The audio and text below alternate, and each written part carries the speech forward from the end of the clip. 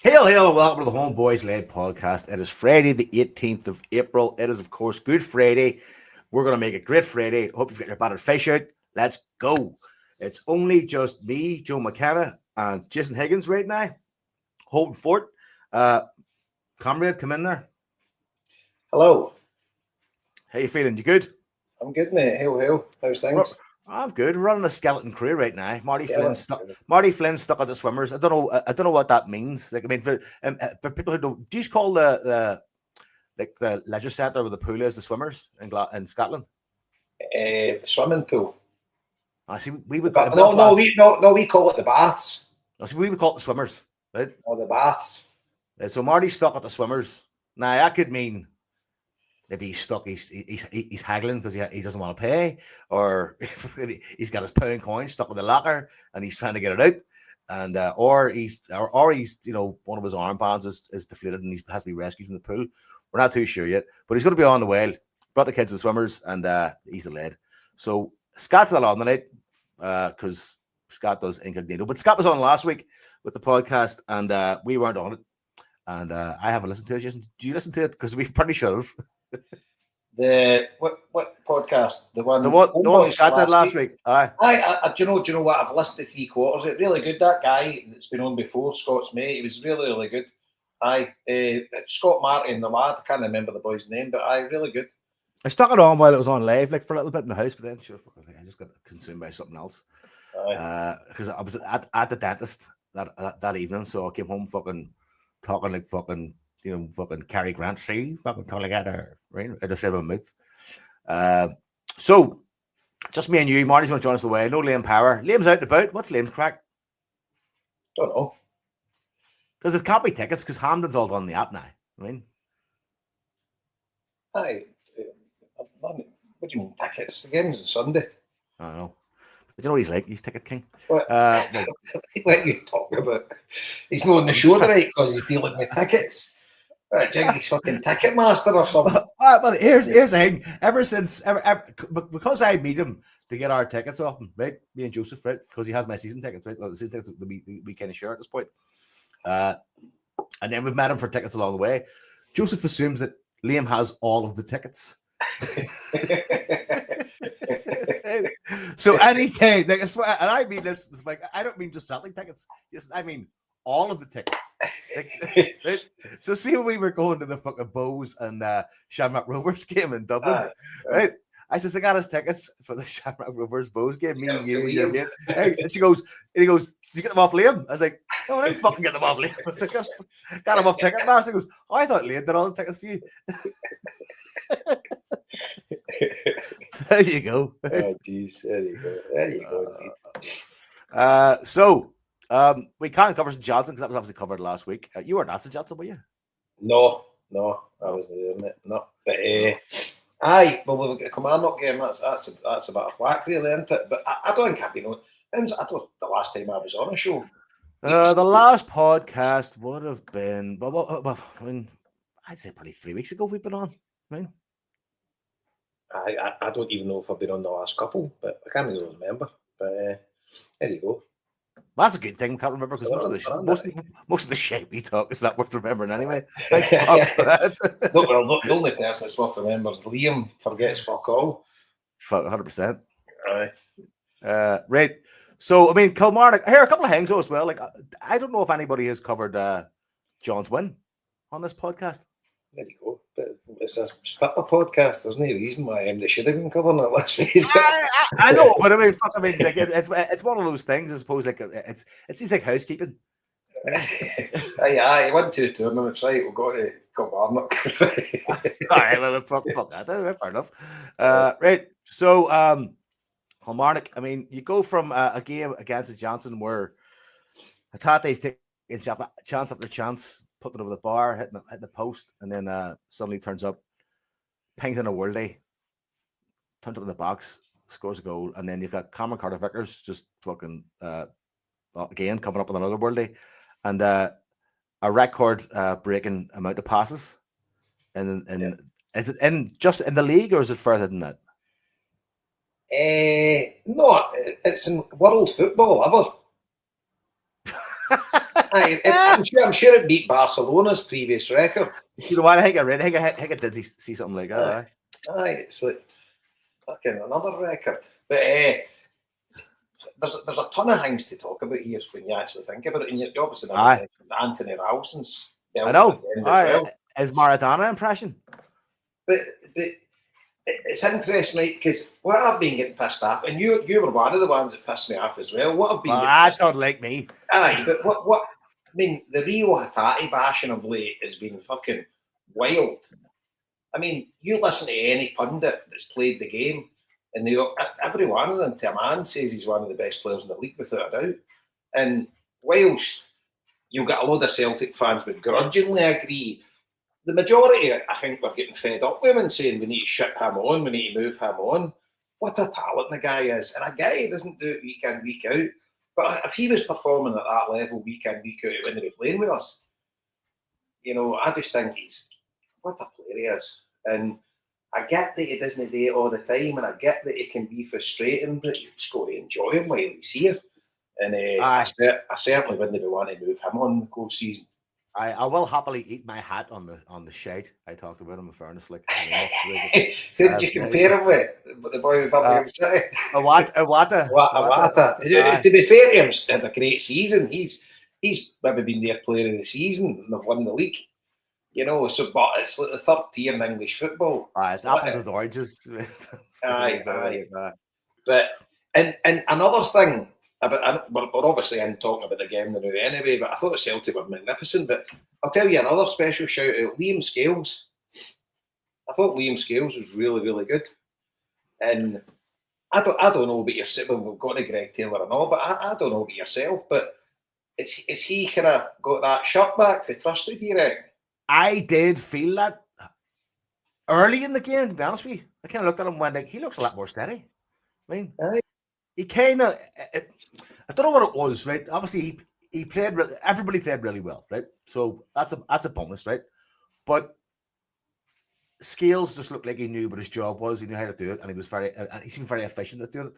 Whereas I think, in comparison to him and Trusty, sometimes Trusty you go like, "Oh, I don't know if you're entirely switched on here." I mean, whereas with Scales is good, always fucking switched on. I mean, is he prone to mistake? Is he prone to fucking things up? Absolutely. But again, everybody in football is. I mean I'm not saying time to time you will. I'm not saying Liam Scales is the best player in the world, but it's like I think Trusty's been pretty shaky, and I think Liam Scales he came in and I thought he was brilliant. And obviously you're playing Kilmarnock at home, right? It's a game that you would definitely expect to win. And Kilmarnock have been kind of dog shit for most of this season. But regardless, I thought he played really, really well. And it was a right good bounce back, because it was one of the ones, you've lost to St Johnstone. We haven't been playing great of late, but it was just really good to see that first half performance. I was actually surprised, because I did think it would have been a cricket score. See, when we got the fourth, you're kind of saying, like, here we go. Here, this is going to be. It's how many we're scoring here. Because what was it? 25 minutes or whatever. We were 4-0 up. And it was intense. And you're just like, unbelievable. And obviously they get the goal back, which was a wee kind of obviously a bit of a blip. But then I actually thought when Kuhn and Jota come on, I thought, like, they'll have a point to prove now, because obviously they've been benched, and as you would be yourself, you'd be unhappy, you'd be wanting to go and you'd want to prove a point. But the second half was a wee bit, don't know, a bit of a non-event, but obviously it was great at the end for Ralston to get the goal. But I just thought overall a performance, and I thought Greg Taylor was excellent as well. I see. Part of me kind of felt like a bit like watching it going like, well, the band's back together now. Everything looks fine. Sorry, mate, carry on. I just thought, like, great. This seems unfair, right? But I watched Greg Taylor and they're going like, yeah, he's not big physical like Schlupp, right? But again, Greg Taylor wouldn't have let Raskin win a header at the edge of our box. I mean, in that game because Greg Taylor's a busy fucking motherfucker. Like his entire game is like just fucking run himself into the ground and see those overlaps and those he runs in. He's great for them. Like, and yeah, I kind of felt like it seemed very comfortable to watch. It seemed like everything was clicking. And I don't know if that's an indictment on, you know, how the team played overall or the players that were in there who had been, you know, who hadn't played for a while. I couldn't really figure it out. What did you think of the game? Like, I mean, was everybody kind of sort of stunned, or was it like, you know, let's enjoy this and let's have a good fucking time?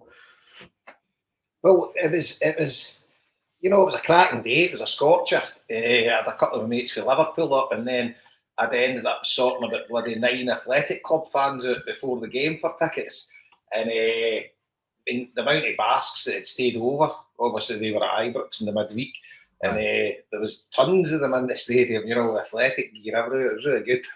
But, and my mate's son and his 2 pals were there, so I got them sorted and then met them after the game, took them into town and that. So it was good. They were for Guernica, my big mate Xabi. So his son and his 2 pals, and they absolutely loved it. And what they were saying to me after the game, they're like, we were really surprised at how good Celtic were. And they says, I know like La Liga's a higher standard of the opposition, but they says the passing for Celtic, and obviously then it comes out as a world record.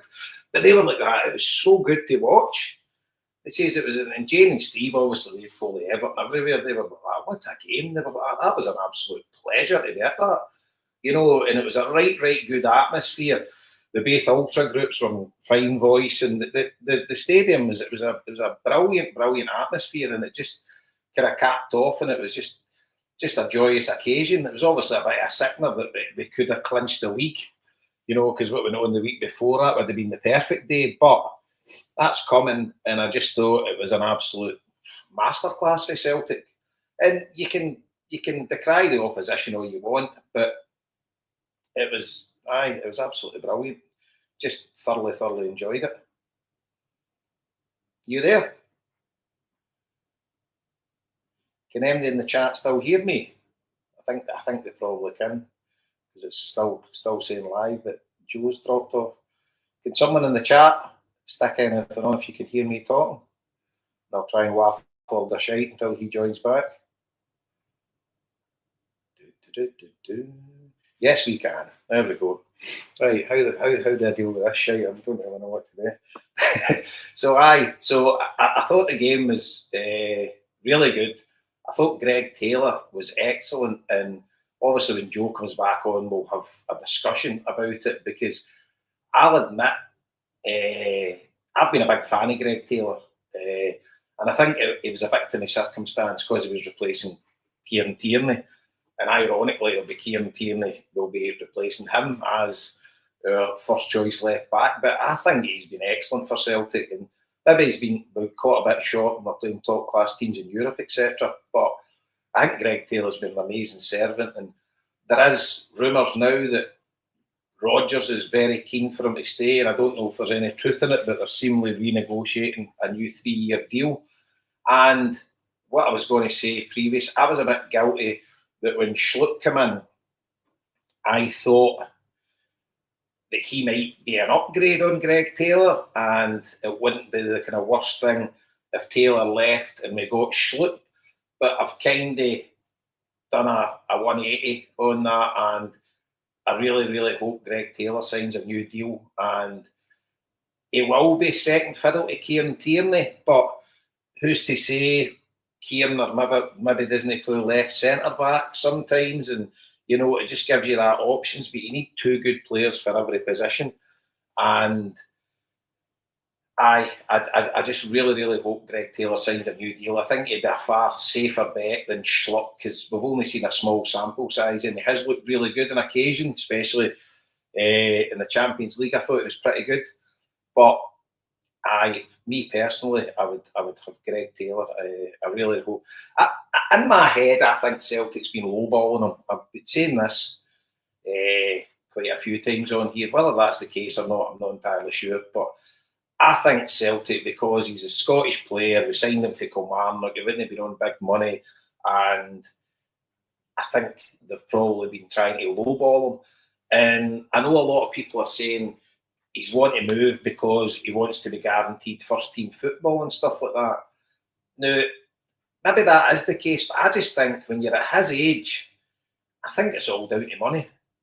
And I think he would want to secure his family's future. And if Celtic give him the right deal, I'm pretty sure he would sign it, regardless of whether Kieran Tierney's coming in. Because at the end of the day, he's got to believe in his own ability and he's got to fight for the place. So to me, I think as long as Celtic can match his valuation or there or thereabouts, I think he would sign the contract. But obviously, we don't know whether that's the case or not. But that's my opinion on it. And I just think when people get to that age, this will be his last big contract. And he'll have to weigh up as well, because if he leaves Celtic, it's where he goes. And obviously, there'll be a signing on fee, which I take it goes into his pocket. So that could maybe play a part in it. But that means him uprooting his family. Obviously, a new baby just arrived, and congratulations to the Taylor family. And I just think if Celtic give him what he's looking for or there or thereabouts, I think he would sign with us. So obviously, let's watch this space and see what happens. But I'm pretty sure he'll start on Sunday at Hampden against St Johnstone, because he was excellent. And he looked really, really fired up. And there's Joe back. And Joe and Mr. Fantastico's back. So it's double trouble here. Sorry, bed there. I've just been waffling shite for about the past 5 minutes. Well, no better man, let's be very honest there. So basically, I was in a debate about Greg Taylor all on my own there. So I'll bring you guys in. So I'll kind of paraphrase what I've said before. And we've not really, we briefly touched the game, Marty. We'll get back onto the game, talking about the rest of it. But while I was on the Greg Taylor stuff, my opinion, I thought he was excellent at the weekend, and there is rumours that Celtic's back to the negotiating table with him, and Rodgers is obviously very keen for him to stay. As I said, I think Greg Taylor, for a lot of Celtic fans, was a victim of circumstance, that he replaced Kieran Tierney, who was out of this world for us, and he obviously wasn't at that level, but I think he's been a great player for us. He's been very solid, very dependable. He's very rarely injured, and I think he's just been a great servant to Celtic. And my opinion on the full thing is, I think if Celtic match his valuation, then he would sign. I don't think it's a case of because he's going to be second fiddle left back, and he'll obviously fight for his position. At the end of the day, the jersey's there to be won. No doubt Kieran Tierney would have it if he's fit. But at the end of the day, Greg Taylor will fight for it. But I think if there's offers on the table from other clubs, there'll be a signing on fee there. But I just think it's basically, when you get to his age, it's down to money. Mm-hmm. I don't think he's desperate. I mean, obviously he wants first team football, right? But if he's got the chance with a new baby that's here to not uproot his family and get like a bumper 3-4 year deal with Celtic, then I'm pretty sure he would sign it. What do you guys think? Do you think? The other thing is that looking at Kieran Tierney's injury record, he'll be in at some fucking stage in the season, so he might not be on the bench as much as maybe he may think he was, or other people may think he was. So if I was him, as you say, he has to fight his own way into the team, which is fair enough. But as I say, it's by the fucking by, really. It's up to him if he, as you say, if he wants to move and get a big fucking sign on fee somewhere, but uproot the family at the same time. It'd be interesting. Harper's saying that there's rumour going around the night that he's already signed a deal, but it will be interesting to see the length of that deal. Because left backs, your fucking self are hard or difficult it is to get. It's definitely a specialist position. It's 100%. I think seeing any sport, right? Well, in team sport, if you're left-footed, left-handed, if you're a left-handed pitcher and stuff like that in baseball, you're worth a lot more money than a right-handed one. That's it, exactly. The same as like a left tackle in American football. Do you know what I mean? That protects the playing side. They're the most. They're worth a fortune. But the point about Taylor is, like, he has his critics. Do you know what I mean? He's a very good player, but he wouldn't be the best defender. Whereas, you know, with Kieran Tierney, you're getting a good defender as well as someone who can get forward. So, you know, Tierney a cut above Taylor, but still, you'd want a player like Taylor around. You know, it's like, look at Tony Ralston. Tony Ralston's exactly the same. Do you know what I mean? Just happy to come in and does a good job anytime he does. You know what I mean? He doesn't really. I've said for long and weary, he's worth his weight in gold to Celtic because he's another he doesn't bum rock the apple cart. He's not No. he's not going to be on a fortune. He's happy where he is, and by God, he steps in and gives it a fucking 100% every time he's called on. And Scotland international as well. And Greg Taylor's the same. Like, nobody could fault Greg Taylor for effort. You can fault his decision making sometimes. You can fault his, as I say, his defending sometimes. He gives the ball away, but too much for my liking. But playing that weird role suits him down to the ground. You know, he play. I think when he was young, he was a midfielder, so he's happy coming inside. You know, and he has been devastating at times. You know, in terms of his forward play.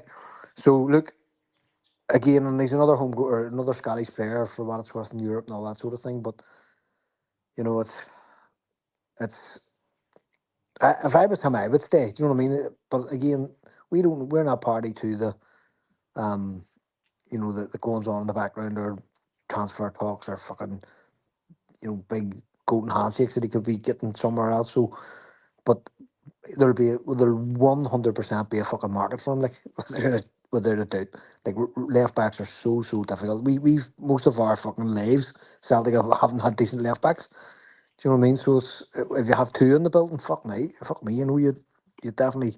And the other thing is too, like, he's not going to be on a massive amount of money now, so it wouldn't be hard to put him on a better wage without really murdering the wage bill.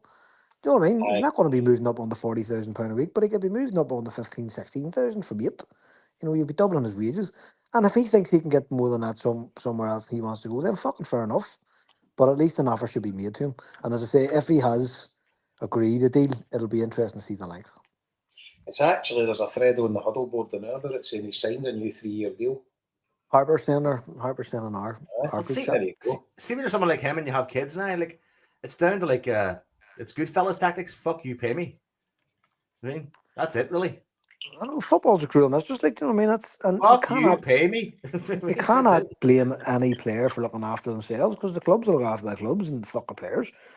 Do you know what I mean? So nowadays, I mean, I really can't fault players at all if they make moves and stuff. And some players, you know, are just going to leave Celtic because you know they're destined to go to clubs that could pay more money for them. And like, those sort of things used to murder you years ago, but now you're just going, it's just part of the game. I mean, it's just thank you for your service. Van Dijk this week, 400 grand a week. That's insane. But again, he got a short deal. Do you know what I mean? So while he's got a mega book deal, it's not like a fucking 10-year deal. It's not a baseball deal. It's 2 years. It's still fucking 400 grand a week. No, I would work 1 week every fucking hour. God says no fucking sleep for 400 grand. 7 days a week, 24 hours. I would do whatever they want me to do. No doubt about it. And the thing is if he's still playing at the fucking same level he's playing at in 2 years' time, they'll give him another 400 grand a week deal without a doubt. I'll be honest with you, I think he's fucking suspect now. I don't think he's half the player he used to be.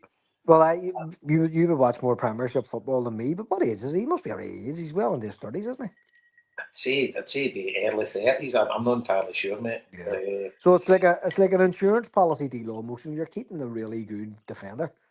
Aye. You know what I mean? And they're going to win the league. He's going to win the league this year. He's getting Saudi wages, like. That's Saudi wages. The only thing, pay 200 grand tax here, don't you? Aye. Well, that's one of the arguments. That's why they're paying. He's Dutch, maybe it doesn't work out by here. But see, getting on to the Schlupp thing, I think we all get carried away. I certainly did anyway when he came in, right? And you're saying, oh, this guy's outstanding, you know, he's Swiss Army knife, can play any position, you know, he's fit as a fiddle, you know. But as the games have been going on, he's kind of been getting steadily worse. And like, you're like, oh, maybe he's not that good. And it's one of these kind of, you don't really know what you're getting from him because he's only been here for a short window. And it's like, Greg Taylor is 100% dependable. You know exactly what you're getting for him. Uh-huh. And he's very rarely injured. And he's Scottish as well, obviously, with the UEFA kind of thing. So it is definitely a no-brainer because Schlupp, although he's out of contract with Palace at the end of the year, right? I would kind of think he would be looking for, without a doubt, equal to what Greg Taylor's looking for, but possibly more. And it's a bit of a gamble, isn't it? This could be one of the ones that just went totally sour. So I think if he signed this new 3-year deal, I think that's absolutely brilliant news for Celtic. Yeah. Yeah. I don't think anybody's going to be upset by that. Like, well, you've got loads of Celtic fans don't rate him. You know, you can hear them all the time. But people are fucking idiots, though, aren't they? well, exactly. Some of the criticism is valid. Like, fuck me, you've seen like some of the mistakes he's made now. So I'm not trying to throw the baby out with the bathwater. Like, he's not a fucking he's not Kieran Tierney. Limitations in Champions League without a doubt, Marty. Do you know what I mean? So like I'm not and like that's my point. Like lots of our squad are the same. I'm not really labouring the point either. But there's no doubt about it that Tierney is a cut above him. Like without fucking question. I know, but like Jason says, I mean, like weaknesses and all, you know exactly what you're going to get when he's on the pitch. You know exactly what he's going to do. Know, if you have a player like him who's more comfortable for going forward and defending, then the onus is on the manager then to allow for that and that, you know, fucking change it. Tactics or whatever. There is a case when Tierney comes in. Tierney could play left midfield. Tierney could play left centre back. You know, absolutely. There's ways you can get the two of them in the team. You know, if that's what's called for, and it just gives you a lot more options. So there is no negative if he signs in. Fingers crossed that's true, and he signed a new deal. It's happy days. I was thinking of Tierney today in the car. Right, I was driving along, and there's a strong possibility he could arrive at Celtic as a Champions League winner. Aye. Do you know what's interesting as well? Which I thought, because obviously you get the feeling Arteta doesn't like him, right? Or for whatever reason, he wasn't Arteta's player. And Arteta, and at the end of the day, he's signing for Celtic for a reason why he was out the picture for Arsenal. But he's been kind of back in the picture of late. And what I thought was interesting, when they won in the Bernabeu, Arteta sent him on for the last 30 seconds. I mean, I don't know how football contracts work, but I reckon that would be a more than hefty for the win bonus, 100%. At the end of that game, and you're like, fair play to Arteta. And see, when you read all these Arsenal forums, though, it's beautiful reading. I do. They are absolutely sick that he's leaving. If you follow them on Twitter, like loads of the Gunners accounts are like, watch Tierney when he score and stuff, and they love his passion. They love him as a player, and they're kind of going like, I can't believe we're losing this cunt. No, and they always give him a great reception when he comes on, because invariably he comes off the bench, and the roar that he gets and the cheers that he gets when he enters the field. You know, so but I'm every time that bastard Arteta brings him on, I'm like, take him off, you fucking cunt. Fucking bastards, I know what you're at. I know what you're doing, dickhead. And here's the thing, by the way. Did I dream this? Or did Carlo Ancelotti speak about him at the end of their game at Highbury? See the first leg? Don't know. I don't know if they dug up an old article, but it couldn't have been, because what he said was, he says he's a great player, and he says I would love to have him at Real Madrid, but he's a Celtic player now. I'm sure he said that. And I'm like, wait a minute, here, fucking. I was thinking, rip that contract up, let that boy go to Madrid. But you're just like, but it's so. The way the tarot cards have landed for Celtic with the Tierney situation, it's just unbelievable. If he didn't get that injury at the Euros, then he's no playing with us. Because there was a 4-year deal on the table for Real Sociedad. But think about, I was sitting today going, like, think about if Arsenal win the Champions League, which is, again, is fucking pie in the sky thinking, right? And he gets to sign off, one as a loved player, but also every single person who played in that campaign will be a legend in Arsenal history forever, right? And then he goes back home to Celtic. I mean, fuck me, talk about a great summer. You know what I mean? Imagine he's up there as his pre-season training, and the bid comes in for Arsenal, 40 million. But how fucking stupid were Arsenal letting this deal run down?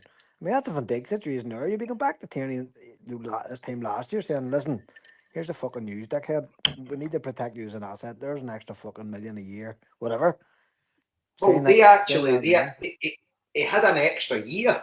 They didn't take the option. I know it's But crazy. I think it was at the Crazy. start of this. I think it was at the start of this year. It was Arsenal alright. had, No, it wasn't. It was at the end of this year. It was supposed to be activated by January, and that's when they right, put right, it. okay. So They it's a they January they put out window. they put out the statement saying, the club has decided not to exercise its option, and I was going, what a bunch of fucking dickheads! The amount of money they spent on 'em. I mean, they could have exercised their option and sold them to somebody in the summer. What the fuck? Unless Tierney had said to them, I don't want to exercise it. No, I want home, which is, fair fucks to him. But like, Well, I'm laughing there, Jason, when you were fucking saying about Ancelotti. Or sorry, not Ancelotti, about Arteta bringing him off the bench and him getting the big fucking win bonus. That's exactly what we were talking about at Christmas. Do you remember when all that was happening? We were saying, everyone comes, go get Tierney now. And you're like, hold on a minute. He gets a big fucking massive golden handshake at the end of his fucking. He gets like a loyalty bonus, for not breaking his contract. aye. Plus, if he's fucking playing in the Champions League, whatever, he'd be getting fucking bonuses left, right, and centre. Oh, can you imagine they won the Champions League? What kind of doors he going to even get? That's what I'm saying. That's what I mean. That's what I mean. You can I buy mean, Celtic. imagine swanning off on your fucking holidays, going like, "That's that one done. Champions League in the bag. Back He can home." play at Celtic for free. For fuck's sake. I mean, here's the thing, right? See, kind of trying to climb into his head, right? I mean, I know the kid, right? But obviously, I don't know what he's thinking. But I do know he's been desperate to get back to Celtic. And obviously, it's to do with him no play. Well, there's a couple of things. I think he didn't want to leave in the first place, but it was the right thing to do between Celtic wanting rid of him and get the money, and then him going to further his career. So he's went and done it. He won the League Cup or something. I don't know if he's won the FA Cup with Arsenal. Was it there? He won a cup anyway when he first went there. Then he get the chance to go and play in the Basque Country where Real Sociedad played in all the most amazing stadiums ever. Played in the Basque Derby in San Mamés. I was at the game. And we'll get to San Mamés later, I suppose. We'll be covering it a wee bit later on. There was something happened last night there. But so he's experienced, he's done it. He's went and done it. And he's now coming back to us at the prime of his footballing career. And God willing, injury-free, because he's been playing now for a wild number of months. And, Well, here's the thing, Jason, too. It takes a fucking smart manager as well to manage a person like Kieran Tierney. It's like Paul McGrath. Like, don't overtrain him.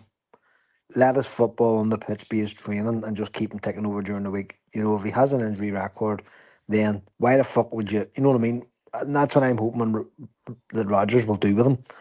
We'll set him down and say, right, let's see what works here for you, Kieran, and maximise the amount of time you have left in football, because he's not that old. Do you know what I mean? So you're saying we don't want you out of the game of 31 here. Let's manage your training and all that, so we're not fucking killing you. Do you know what I mean? It's just common sense. Do you know what I mean? Totally. But see, from a Celtic point of view, you're kind of pinching yourself, really, aren't you? We got 25. We got 25 million for him.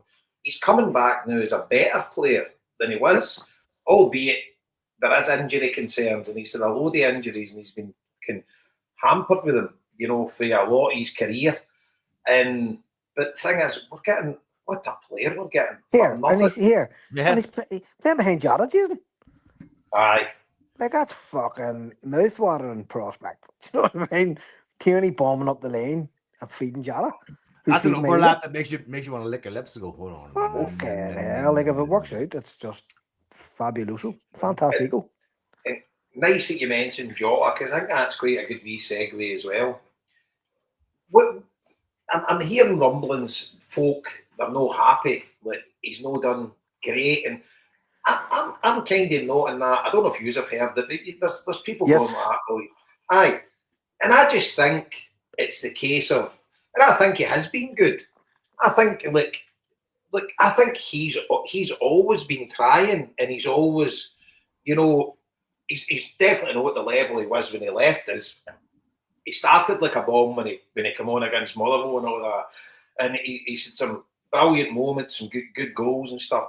But I think next season we'll see him, when he's got a pre-season under his belt, and because he's been basically languishing out in Saudi Arabia, not even kicking a ball. Rodgers warned us when he came in.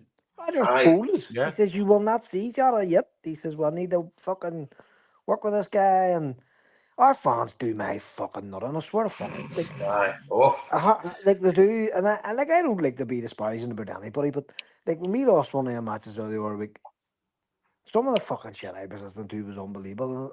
I don't really entertain it now, but even people who you thought should know better were just talking fucking balls, wanting Roger sacked and all that stuff.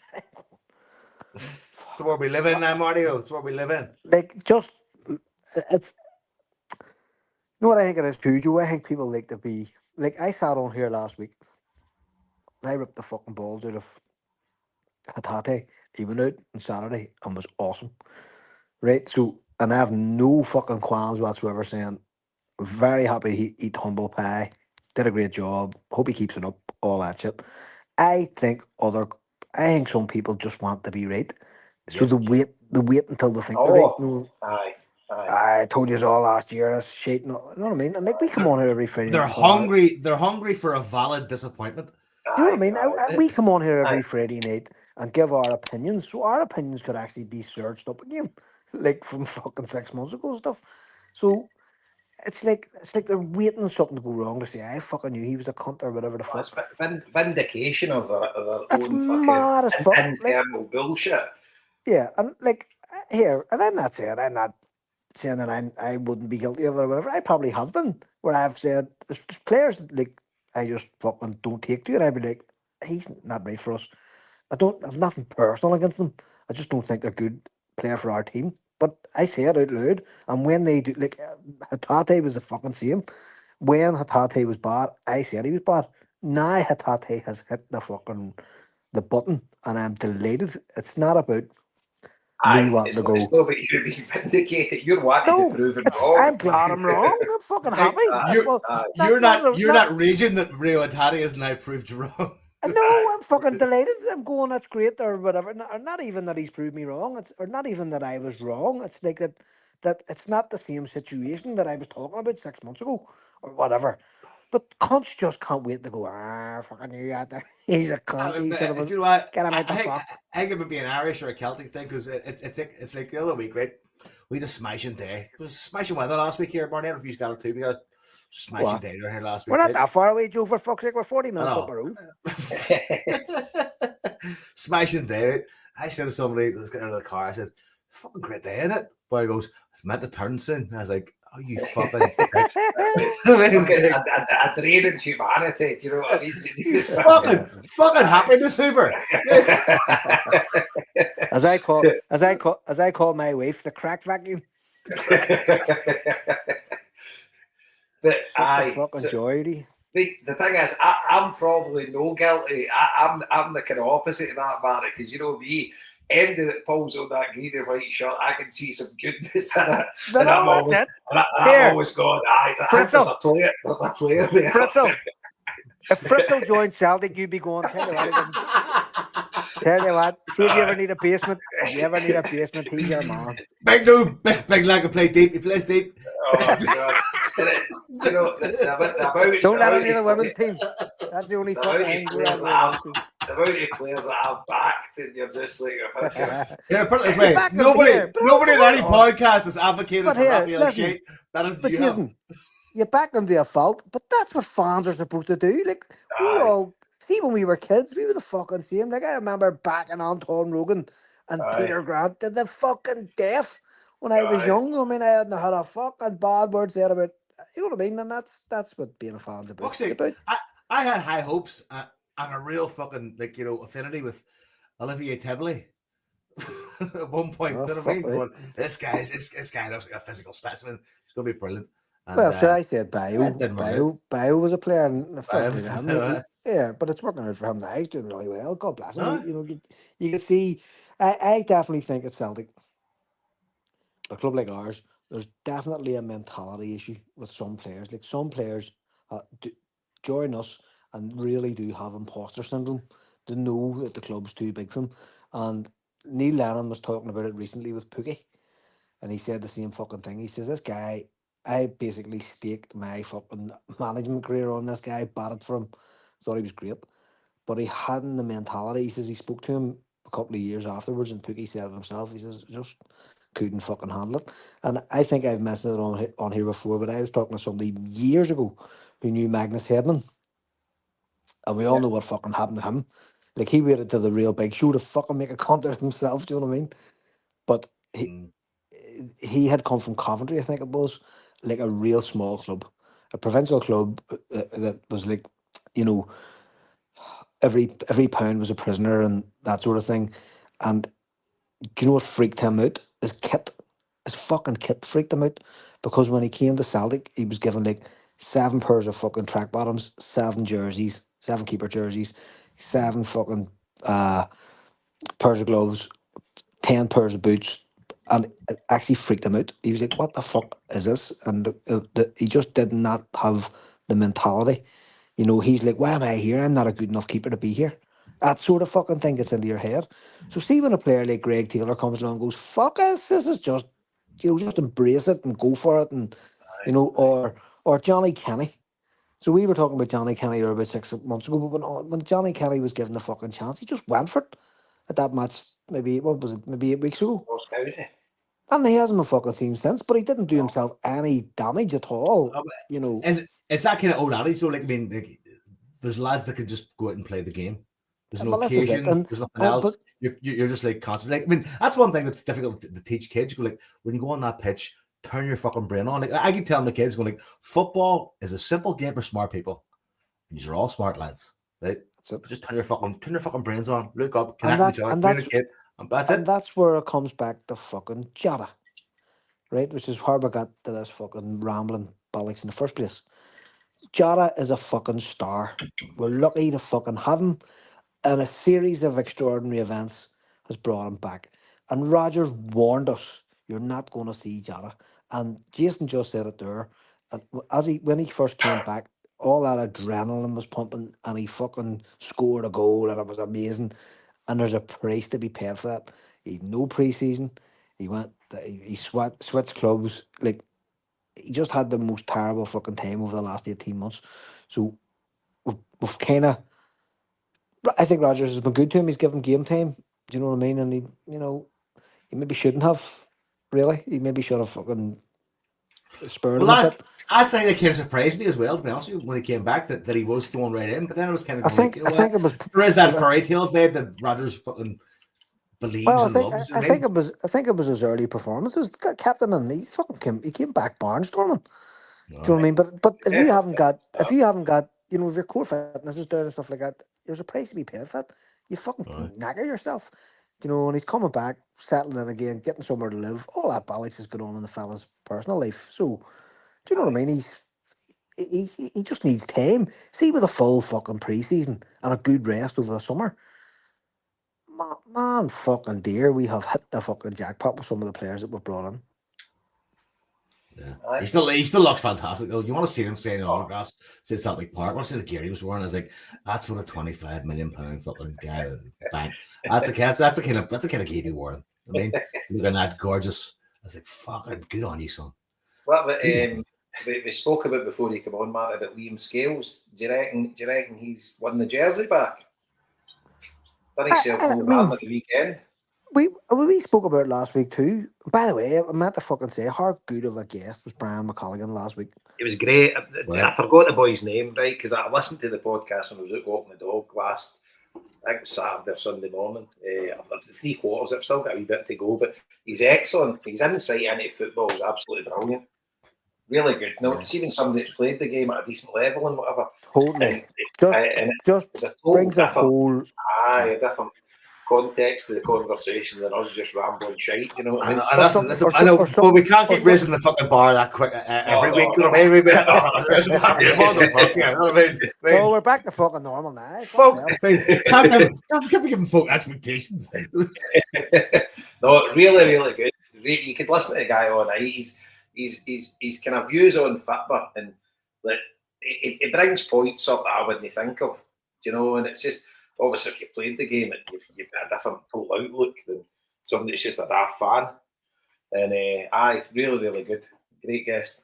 Well, there you go. Confirmed. Greg Taylor, 3-year deal. Brilliant. Happy days, man. See another thing about Greg Taylor, he seems like a right buzz in the dressing room as well. He seems one of the main men. Now, when Celtic do the Christmas videos and that, which are always absolutely brilliant, he's always like one of the starring roles in it. He just seems a right likeable guy, you know, and it comes across that way that he would be one of the main voices in the dressing room. And it seems as if he's a bit of wacky funster in a good way. I was watching the game in the house, right? And it was one of them ones going like, is Greg Taylor holding a baby? I mean, it's like, hold on. Am I? Do you hold a baby? And I was like, I clicked in my head. I was like, oh, fuck, he just had a child. I was like, right. And then I was like, that's brilliant. Then he went out and played a fucking barnstormer, got man of the match. And you're going like, you know what? I've loved Greg Taylor from the start. Everybody knows this. This is documented on this podcast that I've had nothing but fucking affinity for Greg Taylor because of the fact that he will just go out there and put on his resting bitch face and play 110%. He just bust his fucking bollocks. Yeah. And is he the most technically gifted player in the world? Absolutely not. But you know what he's going to do, and you know that he's going to do it at the fucking most maximum that he possibly can. And I can never fault that in any football player. And he's so effective as well, attacking ways. Is he a great defender? People say he's not a great defender. Marty, you said he's not a great defender. Like, I think he's a competent defender. And no, I mean, as I say no, earlier on, in particular situations, we've all seen his faults. So for example, the cup final against the Huns, constantly trying to play inside when the Huns were constantly trying to catch him out. Like, brains would dictate that you stop fucking doing it, and that was their sole tactic in that match. You know what I mean? And then they tried it again at Abraham or at Christmas time, and it worked. Do you know what I mean? So it's like, it's that kind of intelligence to know it's not working, try something different. And maybe it's a self-confidence thing with him about his own ability. He thinks maybe he can't do that. I don't know. You know, and there's plenty of other games where you can point to good work from him and, you know, all that sort of stuff. So I'm not intending to dump the baby out with the bathwater on him either. Do you know what I mean? But going back to Jota, we all know that the player that Jota is because we've all fucking seen him. Sometimes when players come back to a club, it doesn't work out. Loads of times. Do you know what I mean? It's like the difficult fucking second album. But in Jota's case, I have no doubts whatsoever. You know, that he's going to be back to the player that we all fucking know and love. There's not a fucking doubt about it. But he needs time just to chill the fuck out. And as I say, Brendan Rodgers was very, very straight about it at Christmas Day. And said that, or not Christmas Day, and after the January window, saying that the real Jota's going to take a bit of a way to come. The good thing was that Brendan Rodgers was actually saying he was one of the players that I really wanted to work with when I come back here. So that shows that he has an appreciation for what Jota can do in his teams.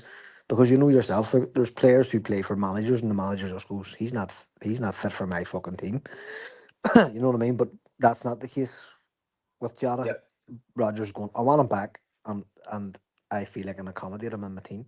Yep. You know, so do you know what I mean? And he did play slightly differently under Ange as well. Do you know what I mean? When he was here, like, he's not playing that straight winger role, or I suppose it's almost like the old outside left role. Do you know what I mean? It wasn't really that he was playing. He was allowed to drift in, and maybe that will happen. You know, maybe that'll come.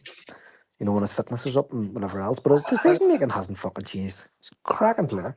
And I think as well, see when you've got a good centre, like Maeda's done an amazing job, but you would think we would sign a centre forward. Adam Ida, if I don't want to get into the kind of slagging matches, he's proved. There's a lot of that going on online. There's a load of it as well, but he's proved he can score in the big occasions. And by the way, seeing Saturday, he started the game right. He didn't get a goal, but I thought his work rate was excellent, and he made like the space we were getting. He was causing a load of that, you know, by his runs, etc. So I mean, it was a team effort. But people don't appreciate that, Jason, because that's the same thing. Remember years ago with Joe Ledley, I used to say to folk, remember when Joe Ledley first played for us, like I was kind of like, he didn't really start fucking setting things on fire. I mean, not that he was meant to, he was midfielder, but I got frustrated with watching him on TV, right? I'm like, what's he do? And then I went to see the game, and he was like, oh, he does an awful lot more than I thought he was doing, right? An awful lot more, right? And he does the same, right? Aye, and his work rate's tremendous, and I think he just needs a bit of confidence, and I've got no doubt. I think he'll come good for us. And this price tag, I don't care about the price tag. The money didn't come out of my pocket. You know, see, at the end of the day, that's what Norwich were asking for. We knew he had a proven track record with us. He was pivotal in us winning the league last season and winning the Scottish Cup, and we paid the money for him. End of story. You know, I don't care about the transfer fee. You know, he wears a green white shirt now, but he's got a bit of work to do, right? He's got a bit of work to do. He's still to win over some of the fans, etc. But as you say, Marty, it's a hard bunch to win everybody over, you know. And he's got his doubters there, but at the end of the day, he's big and ugly enough to be able to deal with it. So, but I do think we need a centre forward. But what I would like to say again, he comes on against St Johnstone and kind of changes the game. We don't have many chances, and then James Forrest is back in the team, and I thought he was outstanding on Saturday again. And I believe James Forrest will play a big part at the end of the season. There's another one. Like, look at unbelievable servant to Celtic. Look at the fucking threads on the HomeBhoys. Still not got a fucking song. Still not got a fucking song. Folks saying he's not a Celtic legend. Absolutely fucking crazy. You just say, what planet are these folk on? Build a statue for him out of Lego. I compared him to. I don't know whether you saw it, but I stuck up. Charlie Tully. It was kind of just being fucking cheeky, right? Aye. But I compared him to Charlie Tully, who by any stretch of the imagination is a fucking cast iron, fucking sterling silver, solid bronze, fucking molten gold Celtic legend, right? And totally, because all the old guys I grew up with and going to the games, Charlie Tully was the hero, you know, and they Exactly. lament about him constantly, right? And I'm sure most people who listen to this know my connections to the Tully family. Like the Tully family are my friends. Like I was talking to Charlie Jr. yesterday. Like I'm so close to them, and I love them, and I love Charlie. I love the memory of Charlie. I do everything I can to promote his memory and keep his name on the tongue of our fans as we all get older. But like when you stack them up beside each other, you're going, if you were only just if basically if I had to put up two players' names and didn't, two random players, like player A, player B, and didn't put their fucking names in, and you were comparing their goals and their appearances and international caps and all that sort of thing, like fucking hell, you'd have been hard pushed to pick a better player out of the two of them. Do you know what I mean? And somebody come on and went, I actually stopped reading the thread. I only done it in badness. But somebody come on and says, fuck me, we're comparing fucking James Tully or James Forrest to Charlie Tully. Now, how far have I fallen? Some shit like that. And I was like, oh, this, ever this. I couldn't even be fucking bothered arguing with fucking people now. Do you know what I mean? He's been a brilliant servant for us. He's stuck around the whole time. He has. People were saying, when did he score a big goal? He's a fucking winger. It's not his job to score fucking by the goals. way, he scored hundreds so many big goals for us. But even so, massively important goals. What the fuck does one to score a fucking Champions League final? When I think of James Forrest, I think of was it the Caracante? No, was it not Dynamo Moscow? It was to qualify for the Champions League. But was it Caracante? No, the one I always think of was him and Samaras, and I'm sure it was in Moscow. I'm sure we were playing a Moscow fucking team because I was drinking. Oh, when Samaras scored the. Oh, do you know what? Here's James Forrest. We won away. It was one of our only champions. James Forrest scored the first goal in Rome against Lazio. Oh, the second goal. Sorry, he scored the equaliser. Remember? And against Lazio. Aye. Our first goal. Yes, he over there. He did. Having and Cham scored. That's right. Cham scored the winner. That's a big goal. Exactly. Like you're going, what the fuck are you talking about? This guy's a winger. His job is to fucking create goals for people, and he's weighed in with fucking dozens of them. over the course of whatever the fuck time he's been here. Again, another player, you know exactly what you're going to get. Exactly what you're going to get. But it just keeps defying everybody because you think that's him done doing, and it was back in, you're like, he's got so much still to offer us. You know, and I always felt sorry for him over the years because of how daft everybody made him seem. I mean, like Scott Brown and all them, all the fucking he always came across like they made him seem quite daft in videos, like, but he can't be that fucking daft. I mean, just a guy with that mentality to get through all that doubt, all that fucking bullshit, and still deliver over and over again. Just he's outstanding, a living legend, 100%. Him and Callum McGregor. I mean, the two of them they'll end their Celtic career as probably number 1 and 2 of the most decorated Celtic players of all time. Aye, and that's something probably we don't ever consider enough, is it? Like, because how many fucking football clubs get to do that? Like, how many football clubs have guys like that have just gone, nah, this is it. I'm here. I'm staying here. How many? It's incredible. The two of them have been two of the mainstays of Celtic's most successful period ever in our history. And James Forrest was about to leave at the end of or before Rodgers joined, and Rodgers talked him into staying. And he made a brilliant contribution to Rodgers' first time round. You know, and he's been unlucky with injuries here this last wee while, but what a useful fucking player to have back in full fitness. But here's the thing. I'm almost certain that everybody at some point has written him off.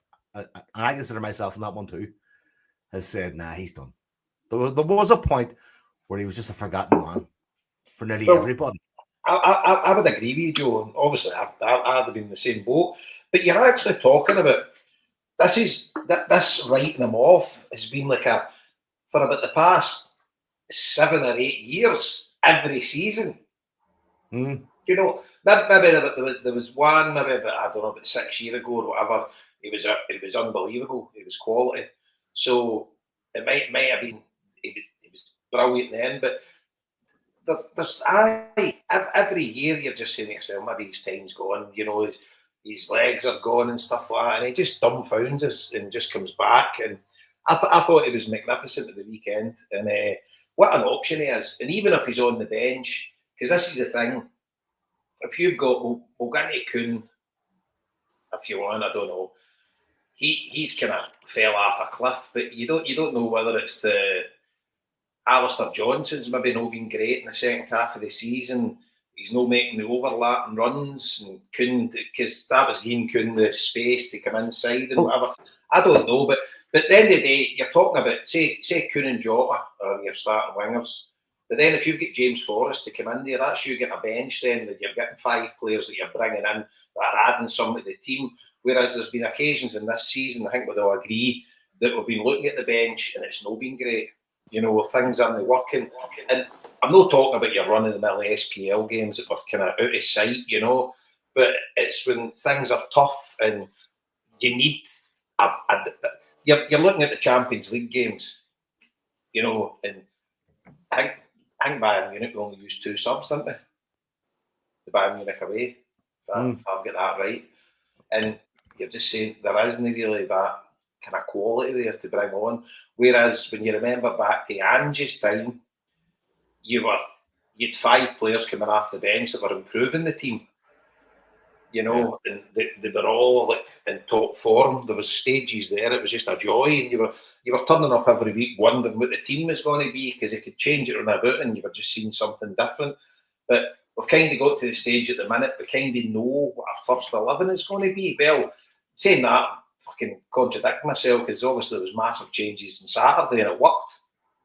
But you would say everybody on form at the minute, you would kind of know what your first 11 would be. But you want to get to the stage where you don't.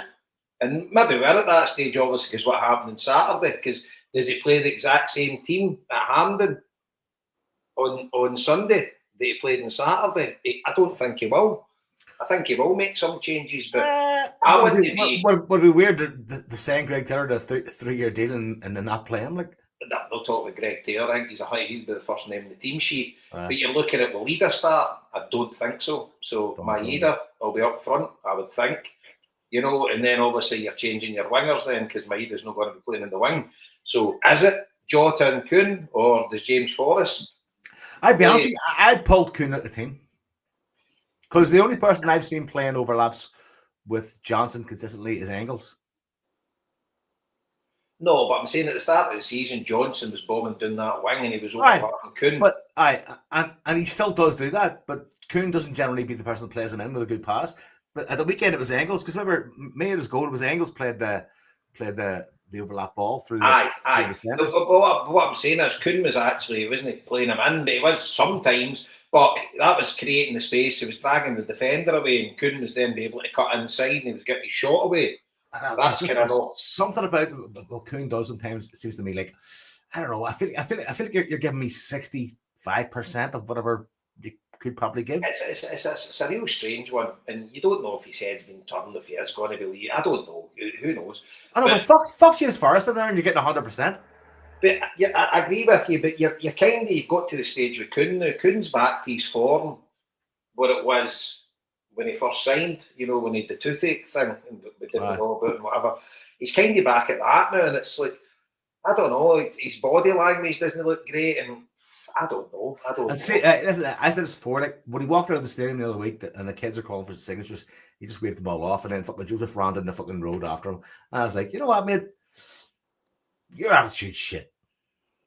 Liam said the same when he took Zoe up. Your attitude's fucking shit. He took Zoe up to get. I'm a decent judge of character, I think, at times. You know what I mean? I've been around for a bit, and you kind of go, man, you may just be a bit of a wanker. I won't comment on that, Joe. No idea. I've never met the guy. No clue what he's all about. I don't even know what he's going through at the minute. I don't know circumstances, but at the end of the day, all we're really caring about his performance when he pulls on the Celtic jersey, and it's not really been good enough of late. So, personally, he wouldn't be my starting 11. And when you're bringing him off the bench, is it making much of a difference? I think you've got more out of Yang. You know, he's 100%. I don't think anybody can step above James Forrest as a replacement. Like anybody can step above. No, and I agree with you. James Forrest, I would play him on Sunday. I would start him on Sunday. Or definitely play an important part off the bench. But you would think by that time you would hope the game would be over, because let's face it, I mean, I know we lost up there a couple of weeks ago, but you think to yourself, surely we're going to win on Sunday. And James Forrest knows Hampden. He knows like, that pitch, like some of the smashing goals he scored at Hampden.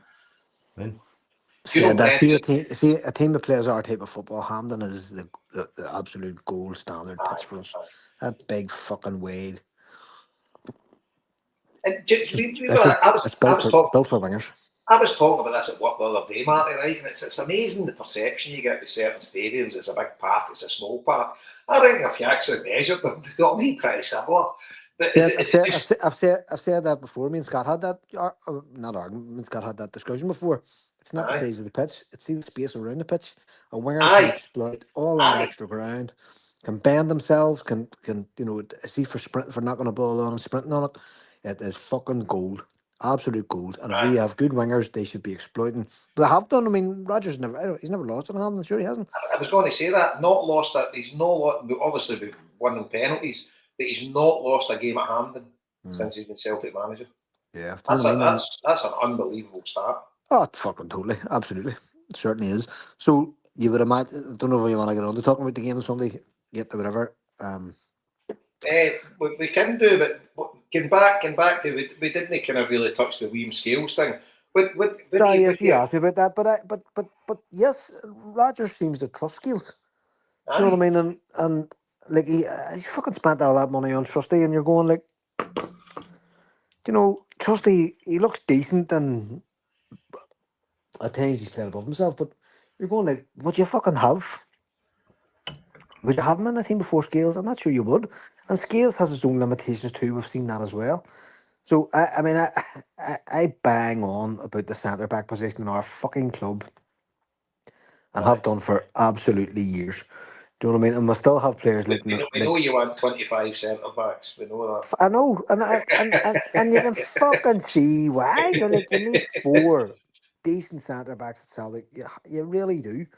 And if you, because and that's the other thing too. You will fucking sell the ones that are good. So the big Rocky comes in at the Rangers game, well, doesn't really do much wrong, and then I was, bombed again. you literally took the words out of my fucking mouth because at the minute you've got Rocky sitting and you had Lager Bianca before that, and you know you're going, what the fuck? And then Rogers goes out and spends big money on Trusty, and everybody's kind of looking, going, who's this cunt? Do you know what I mean? And he's big and he's imposing, and he seemed for a while there that he was getting some sort of understanding with Carter Vickers.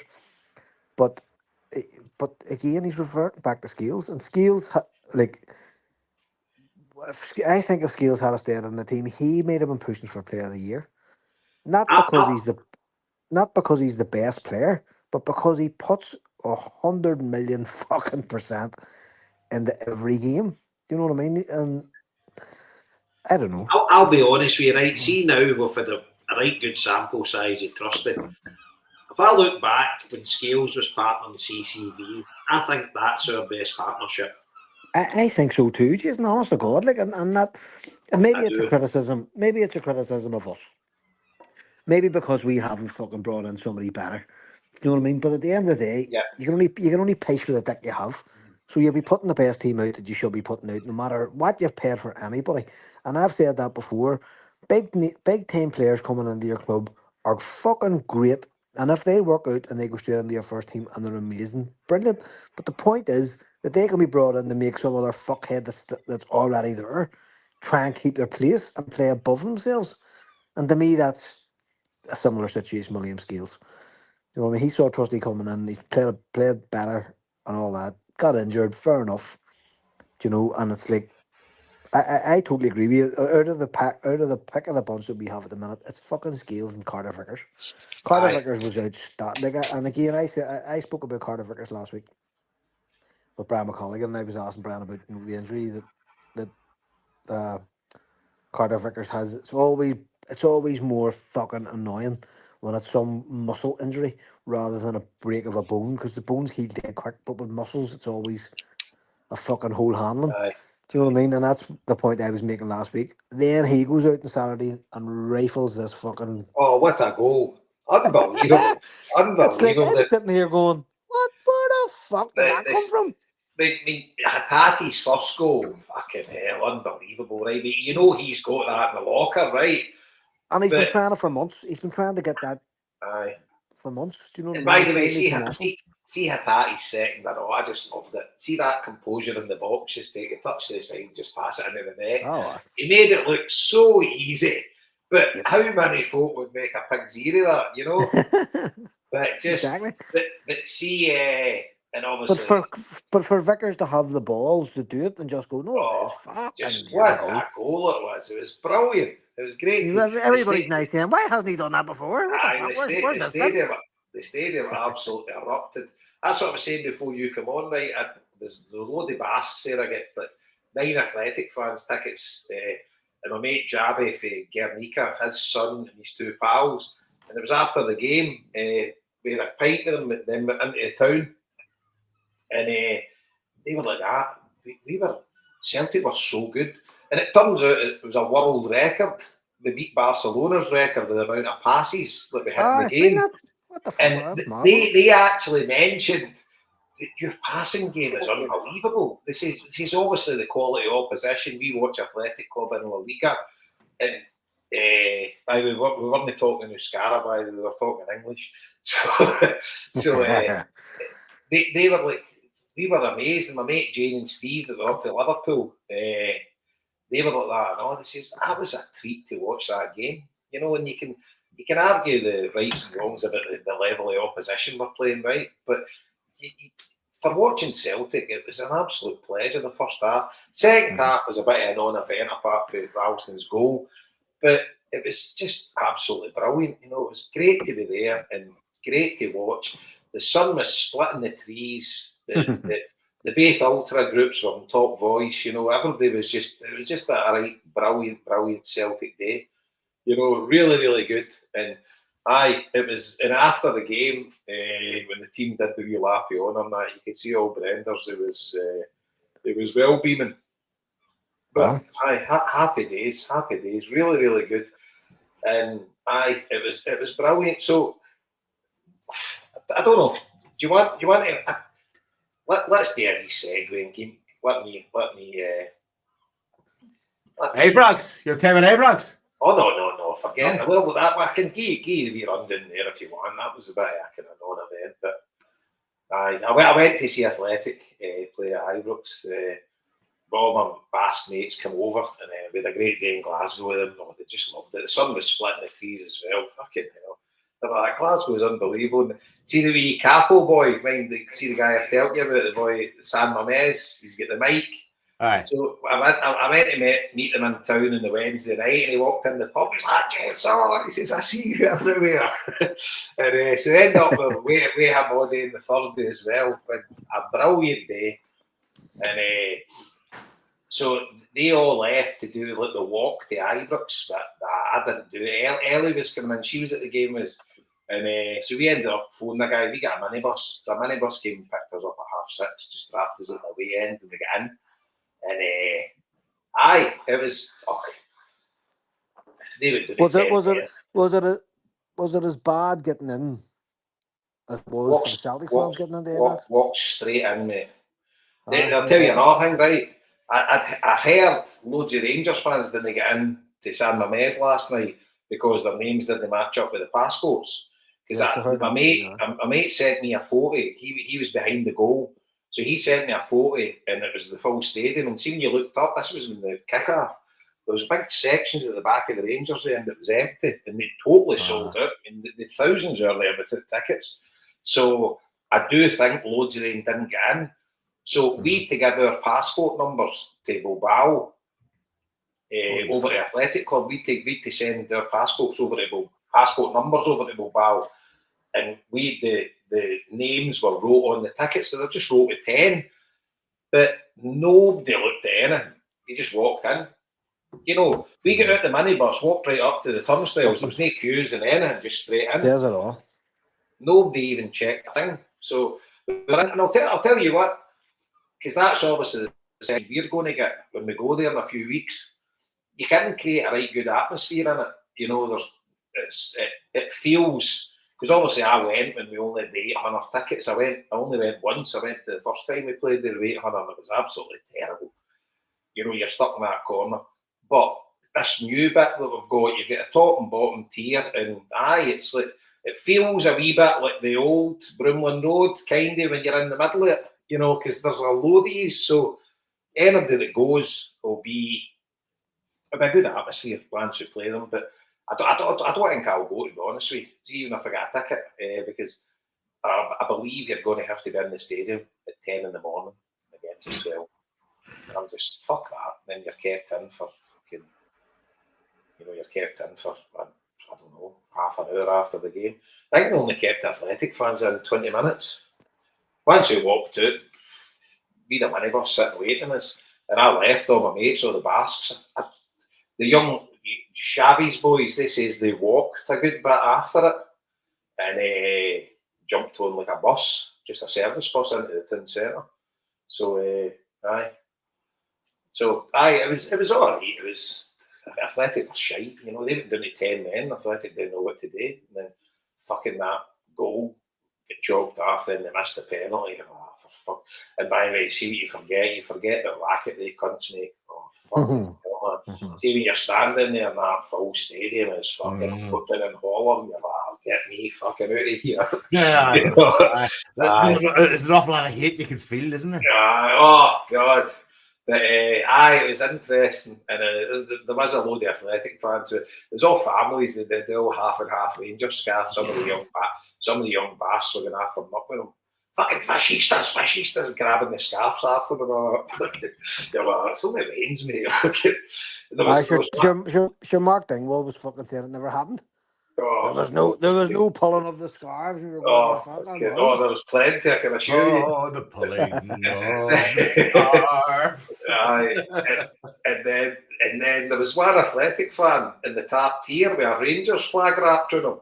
standing right at the front, and all these bass next to me were getting after Mark. They were trying to climb up. He's a spy. He's a spy. That boy's They're a telling spy. the stewards and that fucking, they're shouting basket. The steward, the steward's like, I don't know what to fucking do. The steward would have said to the guy, take that off. Guy's like, no. Fucking they're all getting after Mark. There's always one. For fuck's sake, You're there's just always pushing one. yourself laughing. But Fucking contrarian. it was that inexperience. But there you go. So we get the minibus back early, parked the car, and she drove us home. But it was a great day meeting my mates and that. Really, really good. And Game was patient, in fairness. it was shite. And then, so obviously last night was a different kettle of fish. I thought Athletic were brilliant. They just missed a number 9.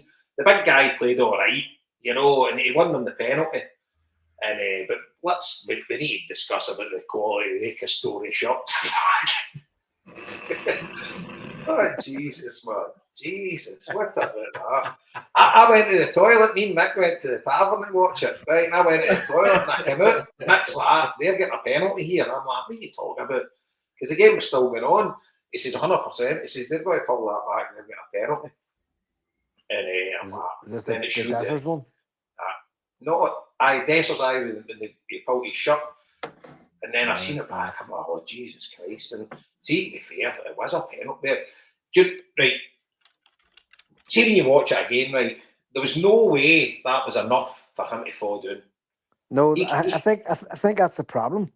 I think if he had a fucking just done the shirt thing, it was the fact he fucked himself down that done him. I think that because that referee last night let everything go. He was doing his best to fucking not book players and whatever else.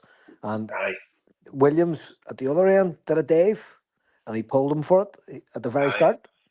And then Dessers did that too. And I think if he had a fucking just went, what the fuck? If he'd have walked over with his own fucking shirt, your mum would have probably said penalty. It was the fact that he tried to fucking make a cunt out of it. I think that done him. The referee was, I think he was French. And I was watching the whole match and I was going, this guy's letting everything go here. There's very few fouls, blah, blah, blah. There was fouls happening. They were pulling and hauling at each other. It was like, wasn't a fucking WWF. But they were all at it. Do you know what I mean? They were all fucking doing it. The Athletic were doing it, and the Huns were doing it too. So he was going, well, fuck yous, if yous are all doing it. There was one in the box. He ran over. It was a corner, and he ran over and spoke to the keeper, and he spoke to the cunt. I don't know, it might have been Dessers again at that one too, but he went over and he said to him, he says, if you seen him doing you, but he didn't book anybody, he didn't stop anybody from doing it. So he was basically fucking saying, yous are all doing it. Stop fucking shouting at me. You're hauling to the shore, so you know, fuck yous. Aye. So as I say, the big boy Sanadi up front for them, right? He's he's all right, but I actually think he played pretty well last night. But no, as a centre forward, you know, he done loads of runs, but Athletic had so many chances, but they just didn't take them, and it was like every shot they had, there was a block. And see, to be honest, we see that mob set themselves up well. See, in Europe, it's like they keep their shape, and it was only when Athletic got the penalty they came out in the second half and started opening up a bit, and they had like a couple of kind of obviously that one Raskin hit the post, but I didn't even know it was a save for the keeper. But when Nico Williams got the bullet head, fuck, I was brilliant. Yo. And then the atmosphere in that stadium, the racket, unbelievable. And like, I love the Celtic taps and the tricolours though. I was pointing them out, going, me and Joe watching, going like, there you go. There was no shortage of them, was there? Fucking plenty. It's. Do you know what? I did a post on Facebook today, and I've took some abuse for it, right? But I still believe it, right? And I don't know if you see it, right? See, at the end of the day, I'm a Celtic fan, right? I love Celtic. Celtic play Athletic Club in Europe. I want Celtic to win 10-0. Fact, right? But see, Athletic Club, they're the greatest football team in the world. I don't care what Andy says. Their full philosophy, the way they go about it, football's been corrupted by money. And I'm not saying Athletic don't pay big wages, right? But they are totally unique in the world. They've got 11 fans that play for them. You know, they've got, right, you think about it, the Basque Country, right, they only sign people for the Basque Country, but the conception that you must be Basque to play with them is wrong, you know, because at the end of the day, if you're Jojo, right, Joe, say you were to move to, well, you and Fiona, or Fiona got a job in the Basque Country tomorrow, or you got a job in the Basque Country and you've moved there, Right. and young Joseph goes to athletic youth team and comes through the youth team, he can play with them as long as he was formed in the Basque Country.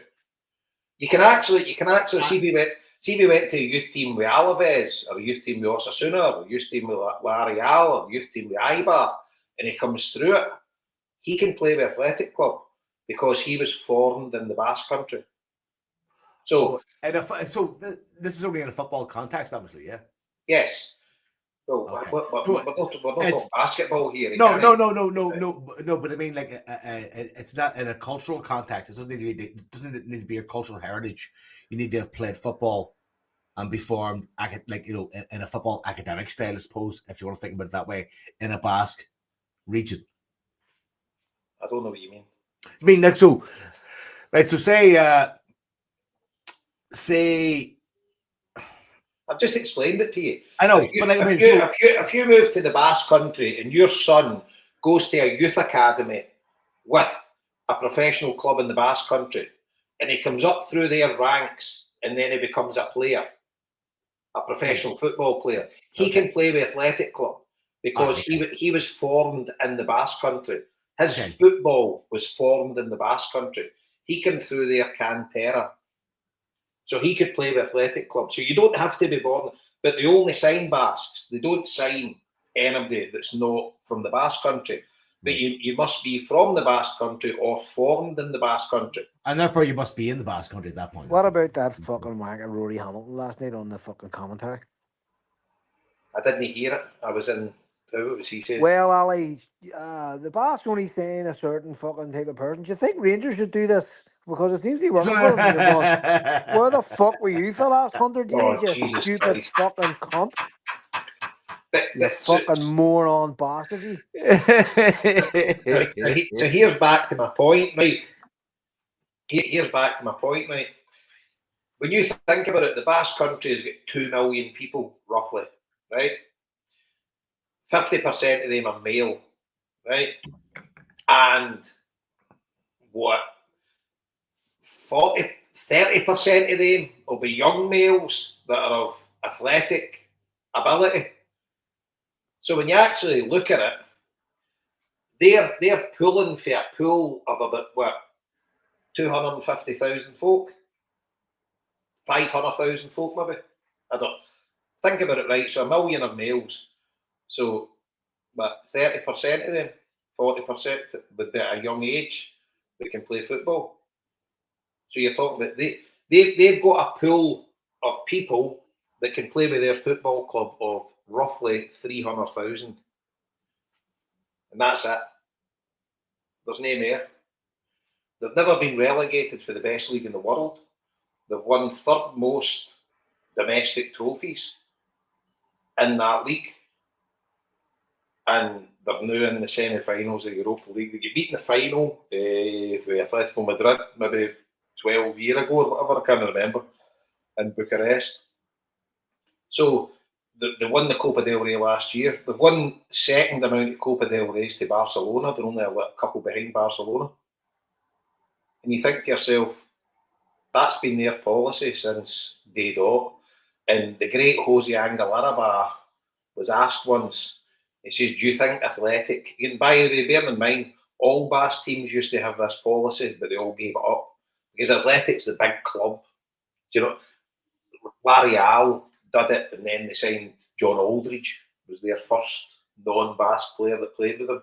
But they all still have their Cantera policy, and they bring everything's based on the youth coming through. The Cantera, it's like the mine, they call it. They go to the mine to bring the best. They dig for the mine and bring it up. But when you actually think of them as a football institution, there's nobody like them in the world. I mean, there will be other small teams, but But you're talking about a top level team that's operating at the top. And I'm like, what I said wasn't controversial. I just think it's a fact. I'm a Celtic fan, right? Celtic means more to me than any other team in the world, without a doubt. But as a football fan, when you actually look at some objectively, I don't even think it's up for argument. So, what do you think? Am I an idiot? Or Definitely the most unique expression of football in the world. In terms of like the world and culturally, it is completely a one-off. And my point to Jose Angularabad, he got asked, right, and he says, do you not think Athletics should change their policy? And he says, no. He says, I think every other football club in the world should change their policy to be like ours.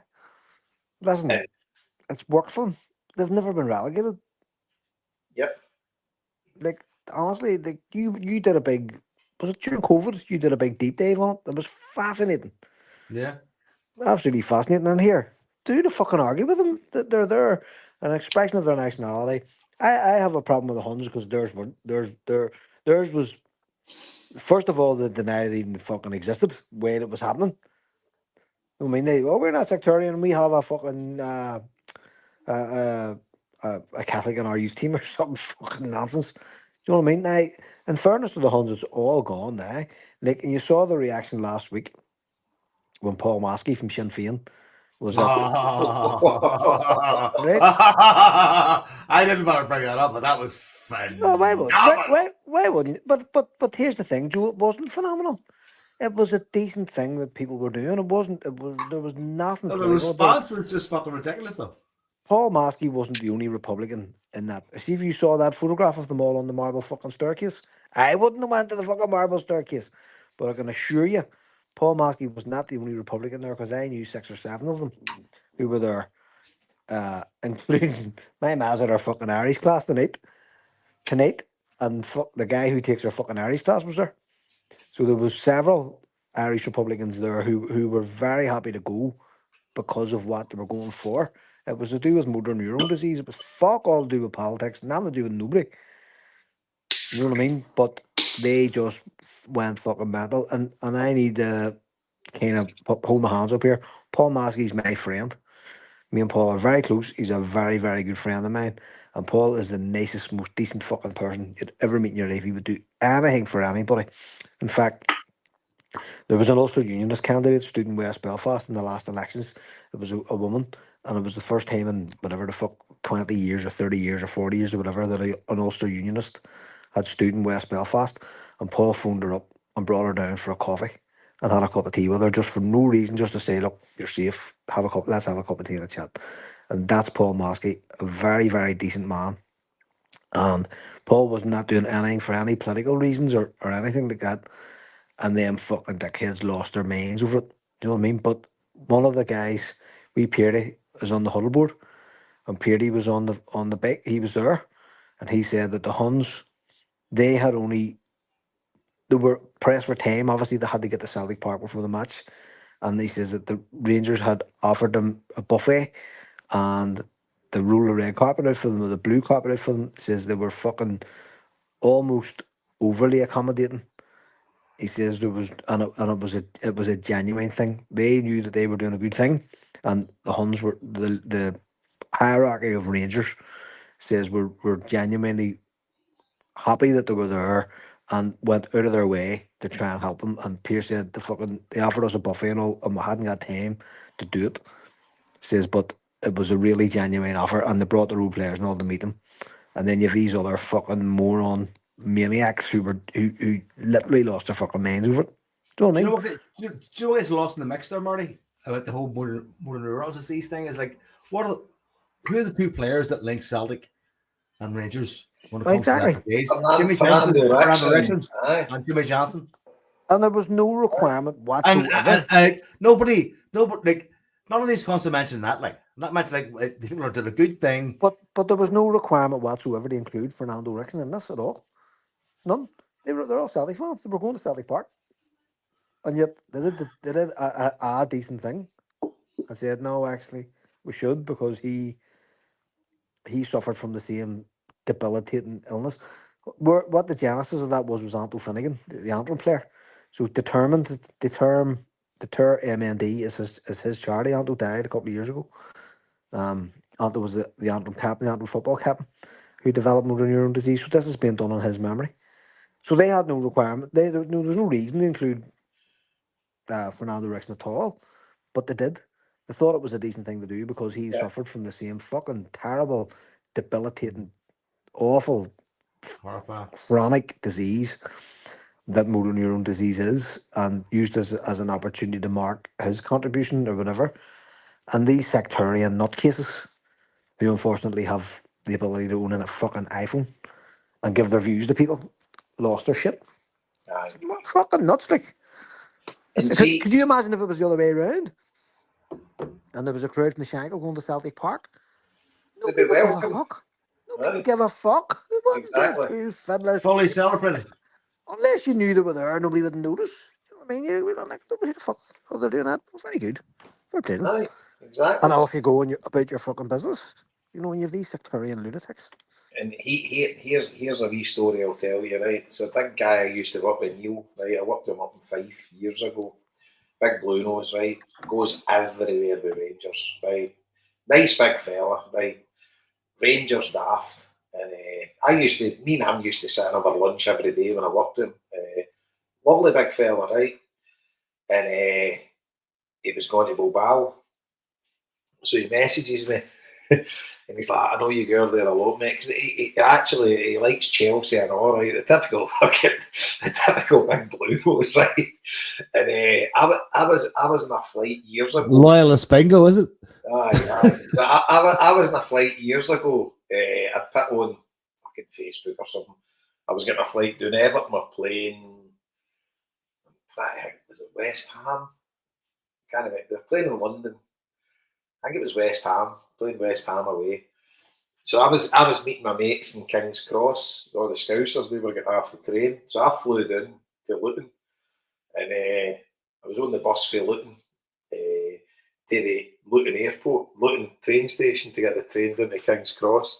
And I stuck on Facebook, off to see the Toffees today, meeting the Scousers in King's Cross. And he sent us a message. He says, I'm in King's Cross today, mate. He says, I've got the wee man down to see Chelsea today. I'm like, where are you? I said, I'll come and get a drink with you. So I says, I'm meeting all my mates in the Euston Flyer. I says, come there. So he come in, he sat there, he's wee lad. So I went and got a pint with him. And all the Everton boys have come in. They're like, oh, fucking you collaborating with fucking Orange Jace. I'm like, big deal. He's massive, right? Big gentle giant, right? Great big guy. So anyway, a couple of pints and he went his way to see Chelsea with his son, and we all went to East London to watch Everton, right? So I've kept in contact with him on Facebook and stuff like that. So he's gone to, he messaged me. He says, I'm going to Bilbao, mate. He says, I'm not too sure we'll be welcome out there. What do you think? And he's like, by the way, bearing in mind, we're all well above 50.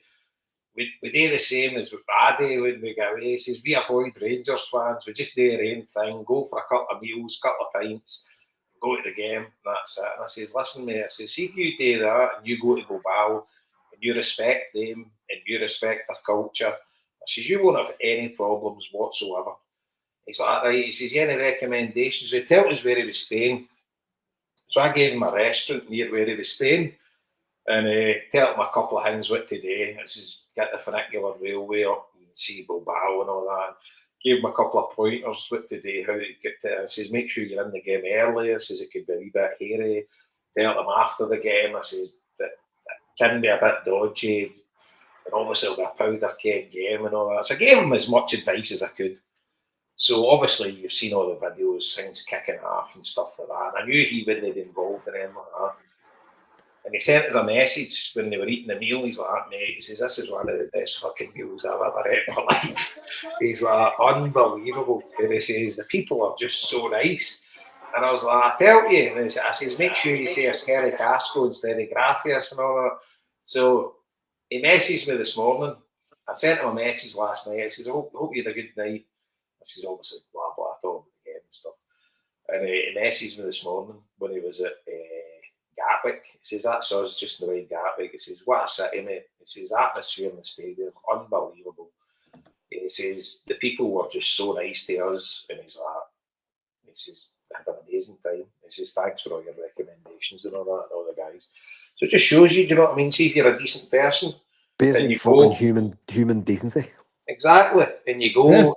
and you respect their culture, and you're just nice to folk.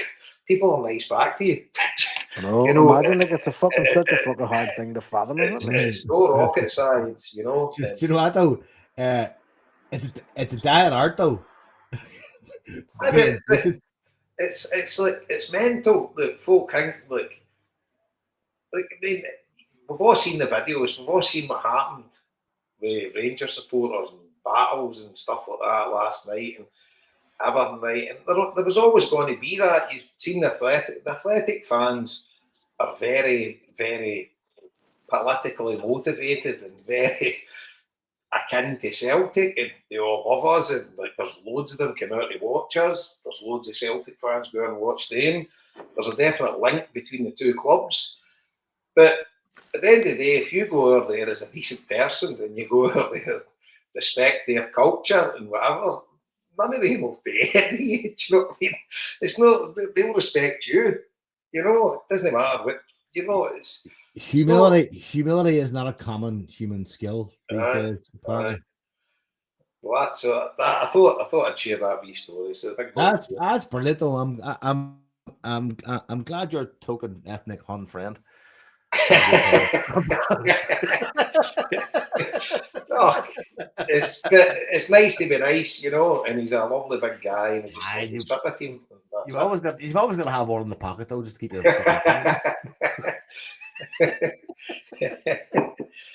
Aye, so I was buzzing last night. I was absolutely buzzing. So that's Man United. Fucking hell, what a comeback they had. That was insane.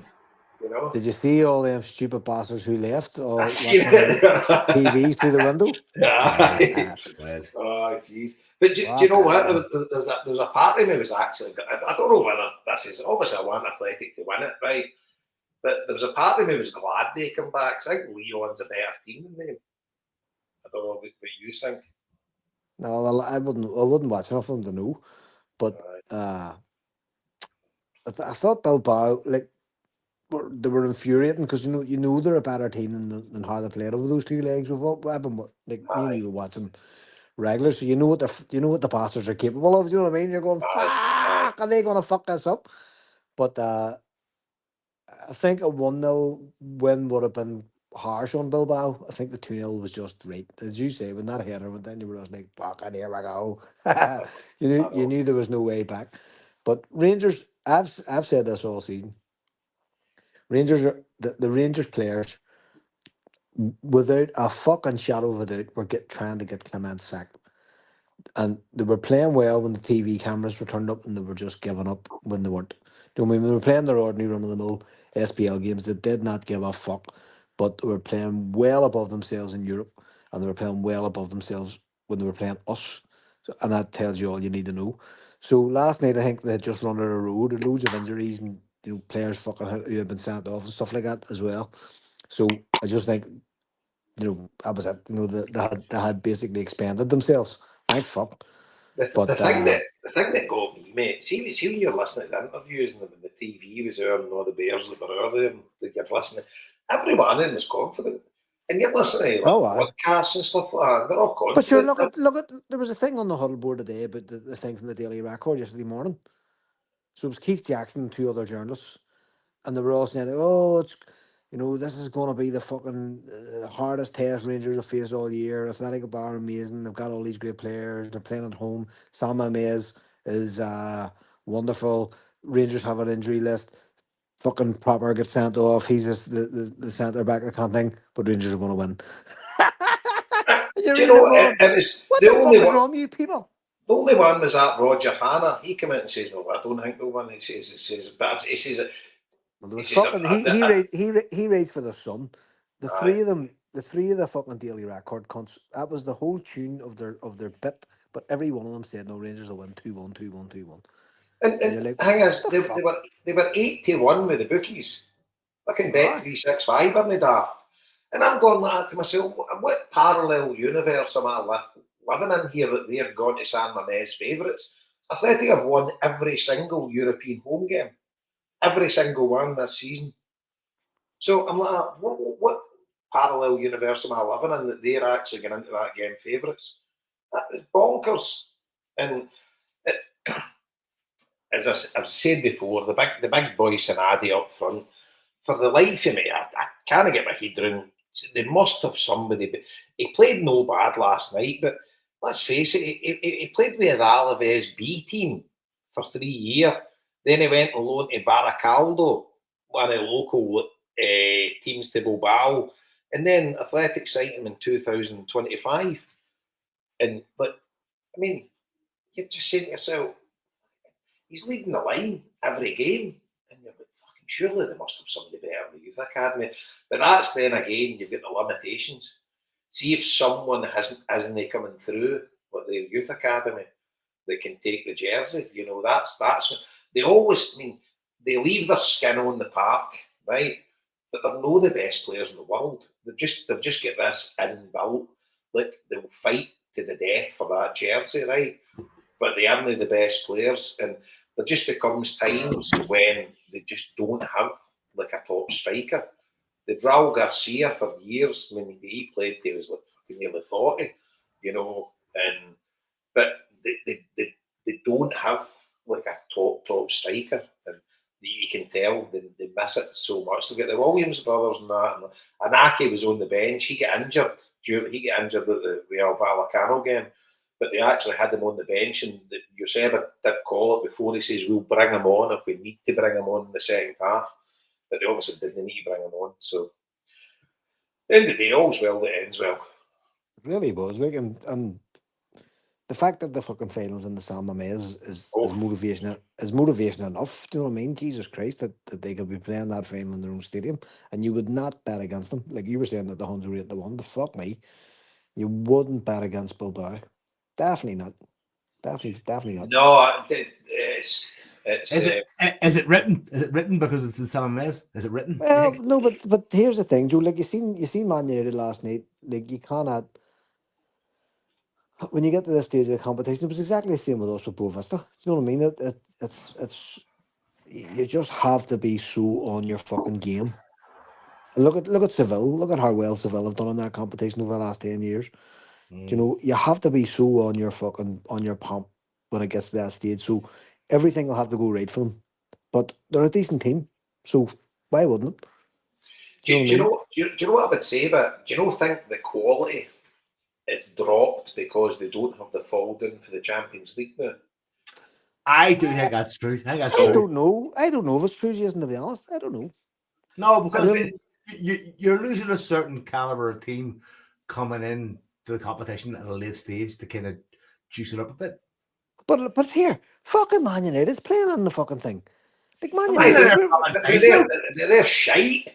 I know, but you know what I mean. But like 10 years ago, you'd have been saying, "Oh, Man United will be like a Europa." But Man United now, haven't they? The Man United of old, because you look. No, 100% exactly. But my point being is like they have a budget beyond belief, like well beyond Bilbao's, well beyond Lyon's. Fucking hell! But their team is absolute shite.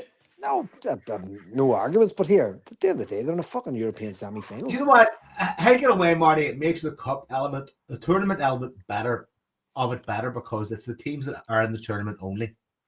That side of it, yes, I can agree with, because there's no mixing. That part of it probably makes it more of a tournament because it's the teams that enter the tournament, it's the teams that play the tournament, and there's no mixing. And that part of it, I do find to be a bit better. And that's probably through the Bodo Glimt.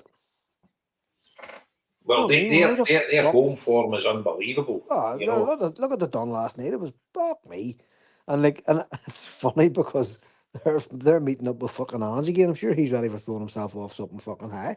Oh, Ange's probably going to strangle somebody in a press conference live on TV. Fuck the hell, these cunts again. You know, it's like what? Could it be all written in the stars that Ange wins a trophy every second season at every club? I know.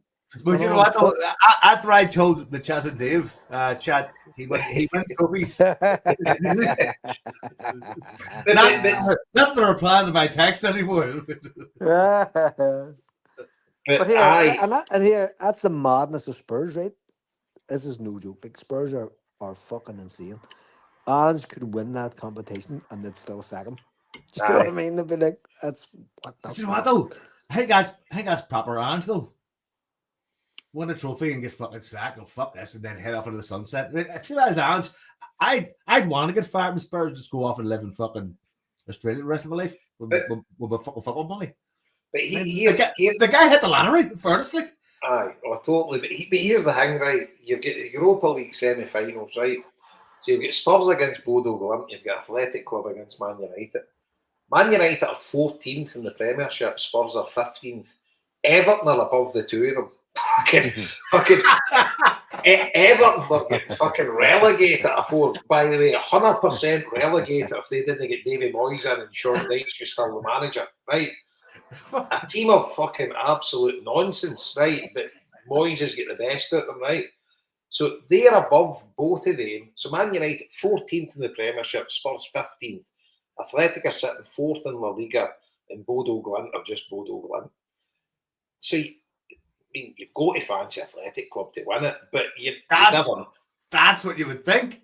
You never know. Here, see in terms of Moyes. Moyes is like your ex-girlfriend coming back with the right touch. Right? Here, listen to me carefully, Jofus. Nobody in the fucking world gave Davy Moyes more grief than Jason fucking Higgins. Oh, I know. By the way, do you know this is a right good segue to come in here, right? Mind I gave you start with the thing that I used to beat him about all the time. There was Everton for 10 years and he never won a game away to a top four side in his full 10-year career, right, with Everton. He fucking done it last week. Notts Forest. Exactly.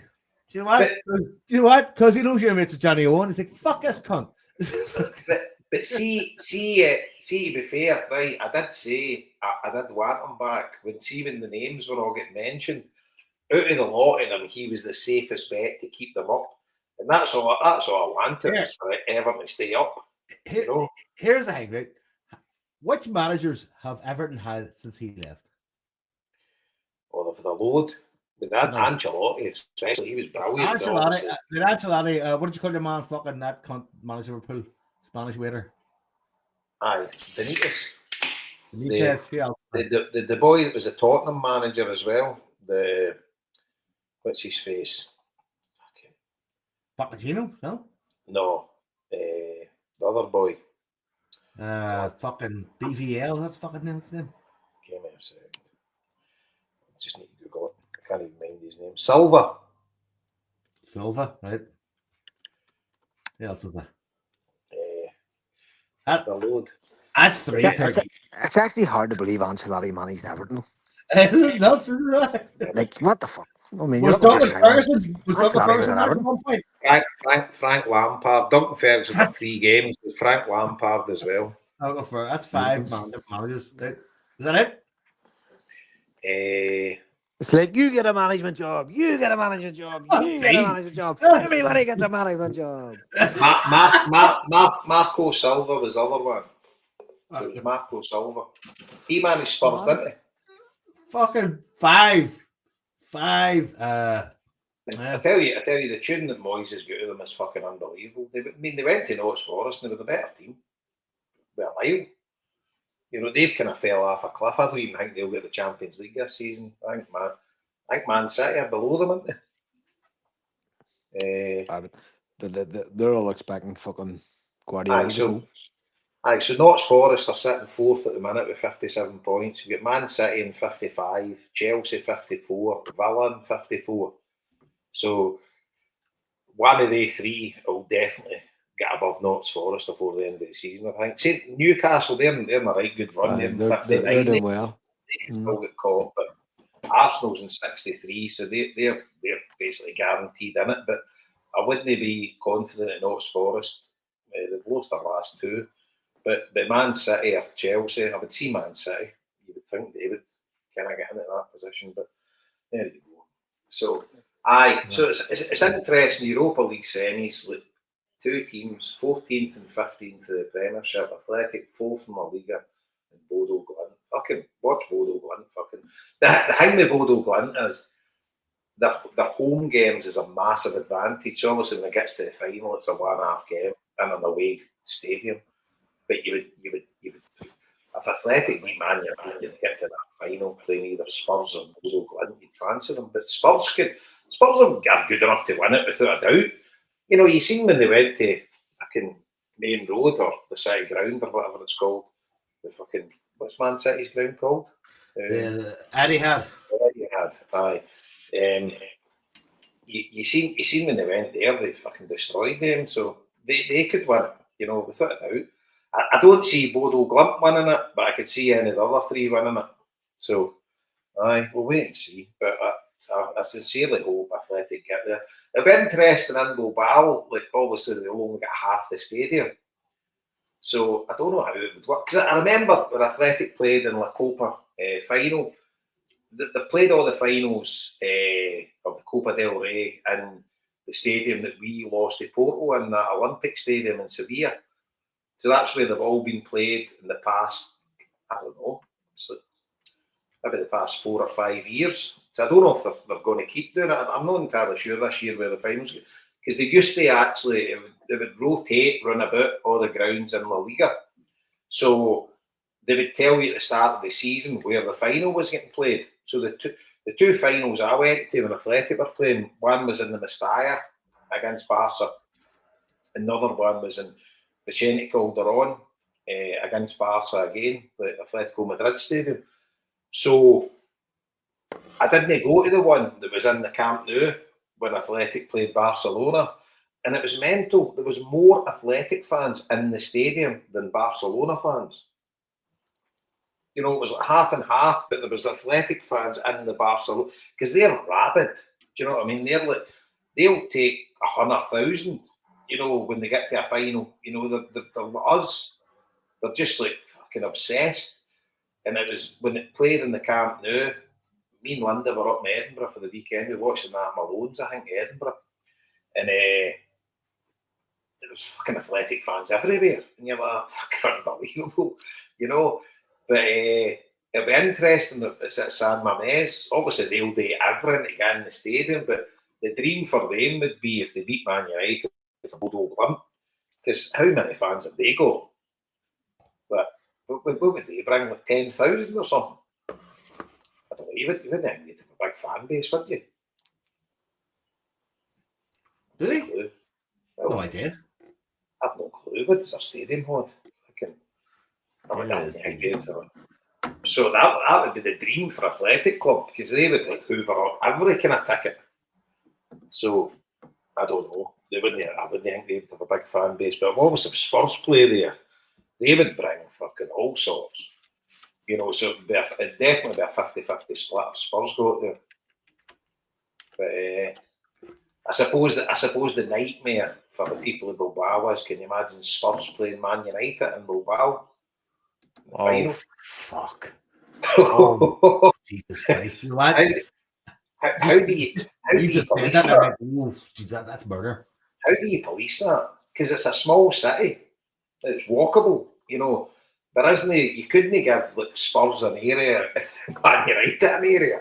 It just wouldn't. It would. You could possibly like you could maybe say like, because the main concentration of bars, right?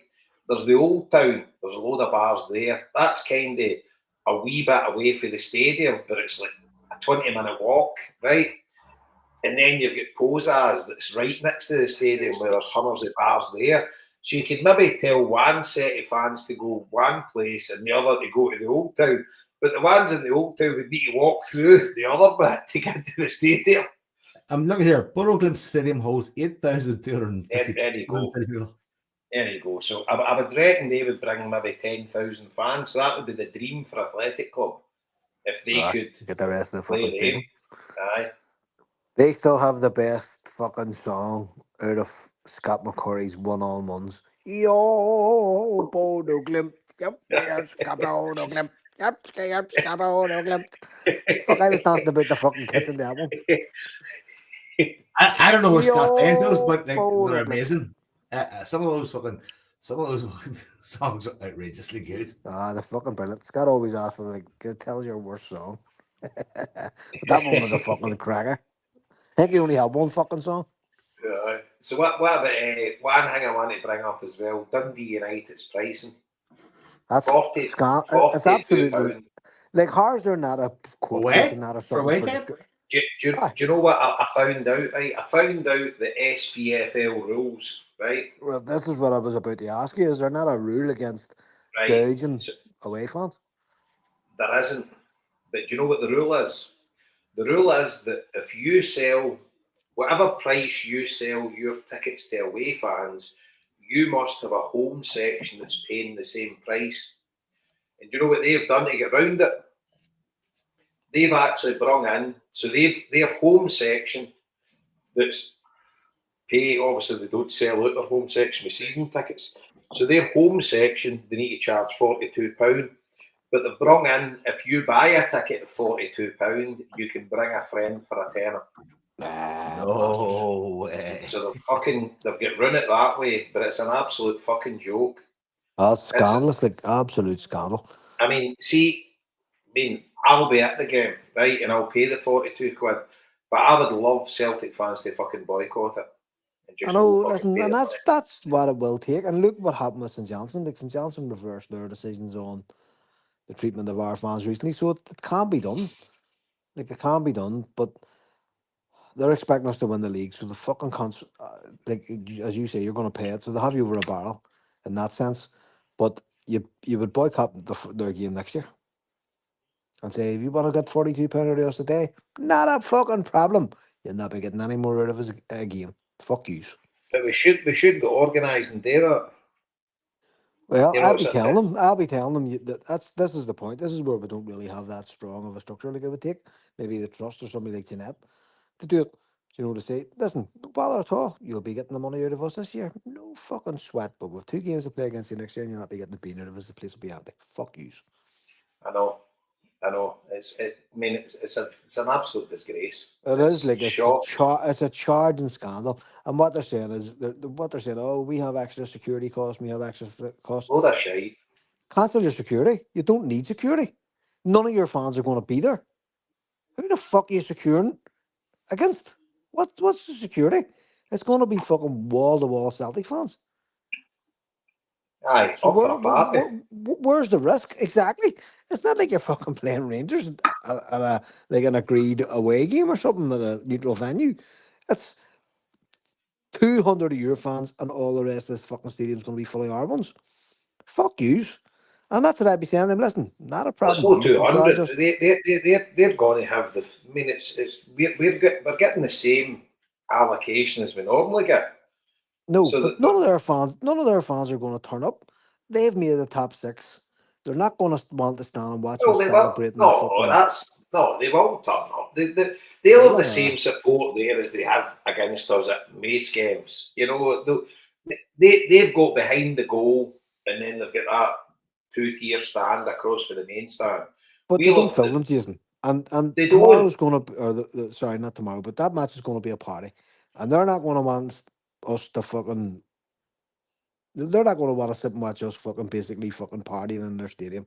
So Well, let's face it, we've won the league there twice in recent seasons, yeah, right? and And there's been no trouble whatsoever.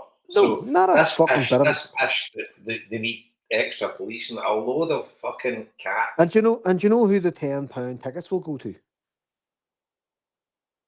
Celtic fans. They'll go to their mates. Like we used to do it in Kilmarnock. My mate's bird, her dad was a fucking season ticket holder. He used to hand us his tickets and go on, use on them. I'm not going.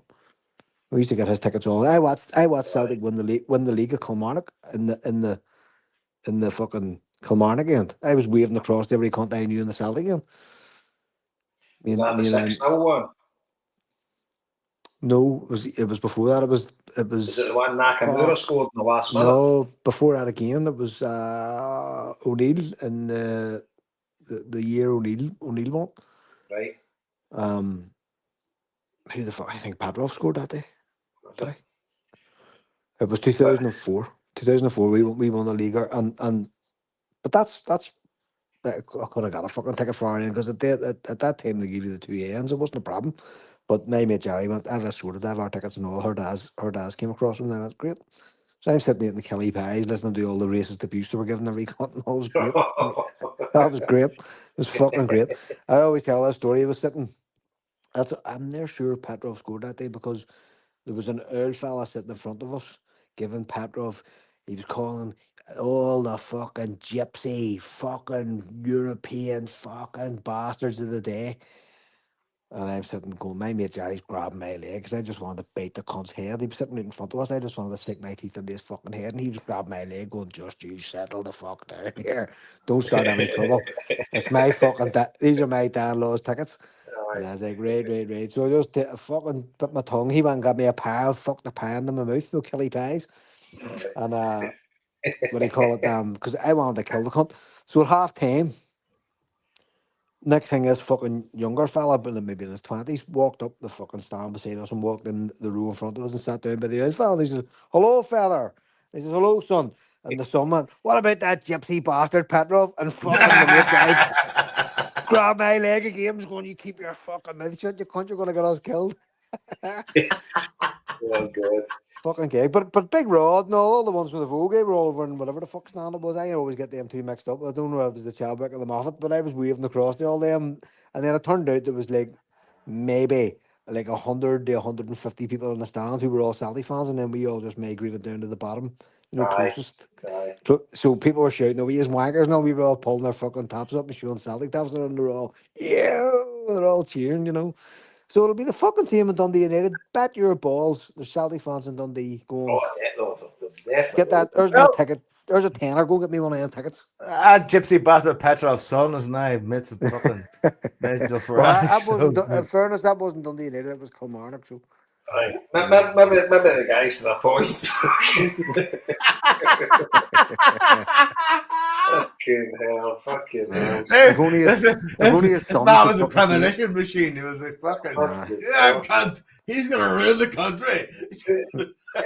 Who's to say that Kelly racist back in the day or what fucking forefront? Who could have predicted Nigel Farage? Fuck me. Honest to God. Aye, that's still in Petrov. Fucking, he came out and made a couple of statements. I don't take any day with politics. Nah, my son's his own man. You know, fuck off. You know what? That's a problem, mate. Aye, definitely. But aye, so there you go. So what are we thinking for Sunday? Are we confident? I'm mega confident. I'm on top of the confidence. I am the cherry going like, you know what? St. Johnstone deserve one. And I think the buzz is good. I think the home stretch is opening up to the players. They're going like, you know what? Let's just fucking go and play. I do feel like there's a looseness coming. Right? But again, get the gang back together. Keep Scales in there. Keep Taylor in there. Let them win this league. Aye. And then would you hang obviously our second? We've obviously we've got Dundee United away, and then we're away to that lot. And I know Ange was he didn't care. See, when the league was won, it was kind of like, who cares? But I'm sure Brendan will be absolutely seething inside that lot had the better of us for probably the last 3 games we played them. You know, he will want to stick a big one on. Aye, they beat us twice and then we drew. Obviously, at Hampden and beat them in penalties, but arguably they were the better team. And what's his biggest win at Ibrox? 5-1? Is that him? I think he was that no Ange? Well, Lustig scored the last one. Was that Ange? I can't remember. I'm hopeless. I'm not entirely sure, Joe, to be honest with you. We've beat them at many fucking times, but that's what's been so annoying this year. Do you know what I mean?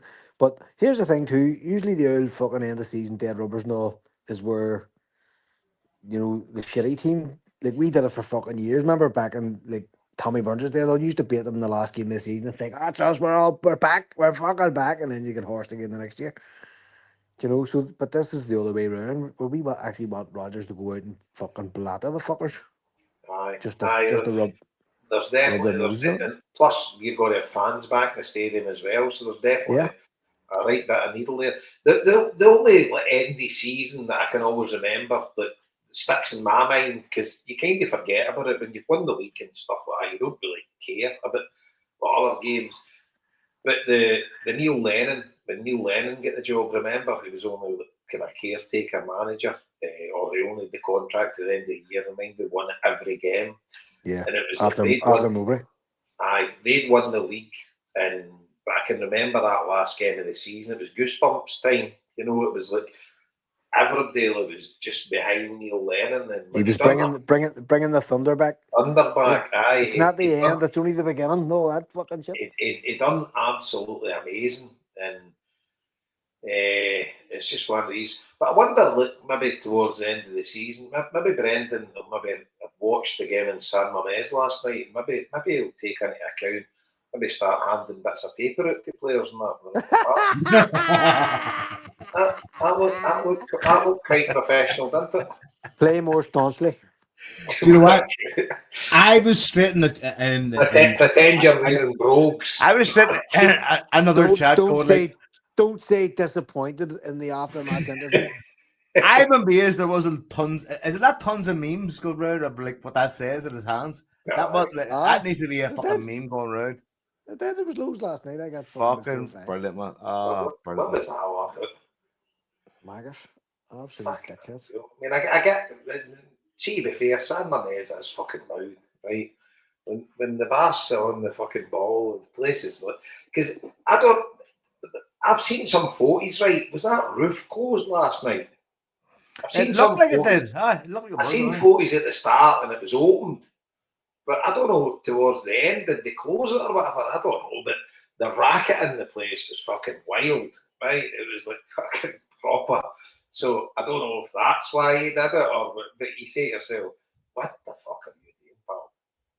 You know, it was just bizarre. And aye. So yes, Rodgers was the manager at the 5-1 game. He was. No, he wasn't. He wasn't. No, he wasn't. He wasn't. No, fuck he that. was. He wasn't. Oh, we'll find it. Hold on. Let's find out how long.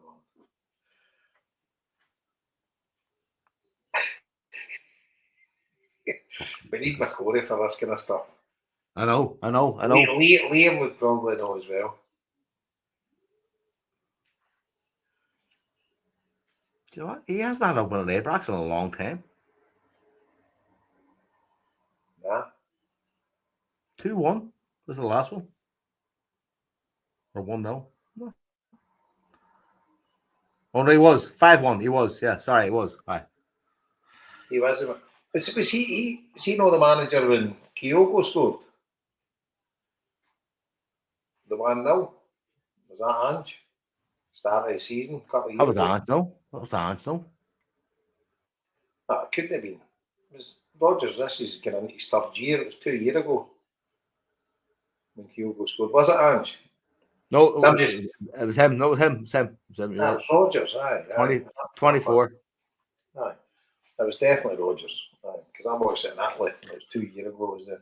So, well, one of the homeboys where we Google stats and even still fuck it up. Aye, we've just got fucking no clue what we're talking about. So. Anyway, here, we haven't talked about Manchester, John. Well, the snooker. Aye. It was good. You know what I do. I know. It's nice to celebrate these things and fucking, say to folks how proud you are. I thought massively. It was amazing. Aye. Proper good. I'll tell you one thing, at Manchester, we went and watched the game. Me, Ellie, and our Joe. Me and Ellie and our Joe, we went to, what was the name of it? O'Shea's in Manchester. That's where the Celtic Supporters Club leave for. And went in there. And one of the boys that listens to the show, because I met him the week before, and we went in for a pint in the town after the game. we ended up in the Crystal Bell and we watched the Rangers game away to Dundee. And he came out and Gab Leatherways and he listens to the show. So shout out, I can't remember the boy's name. What was his fucking name?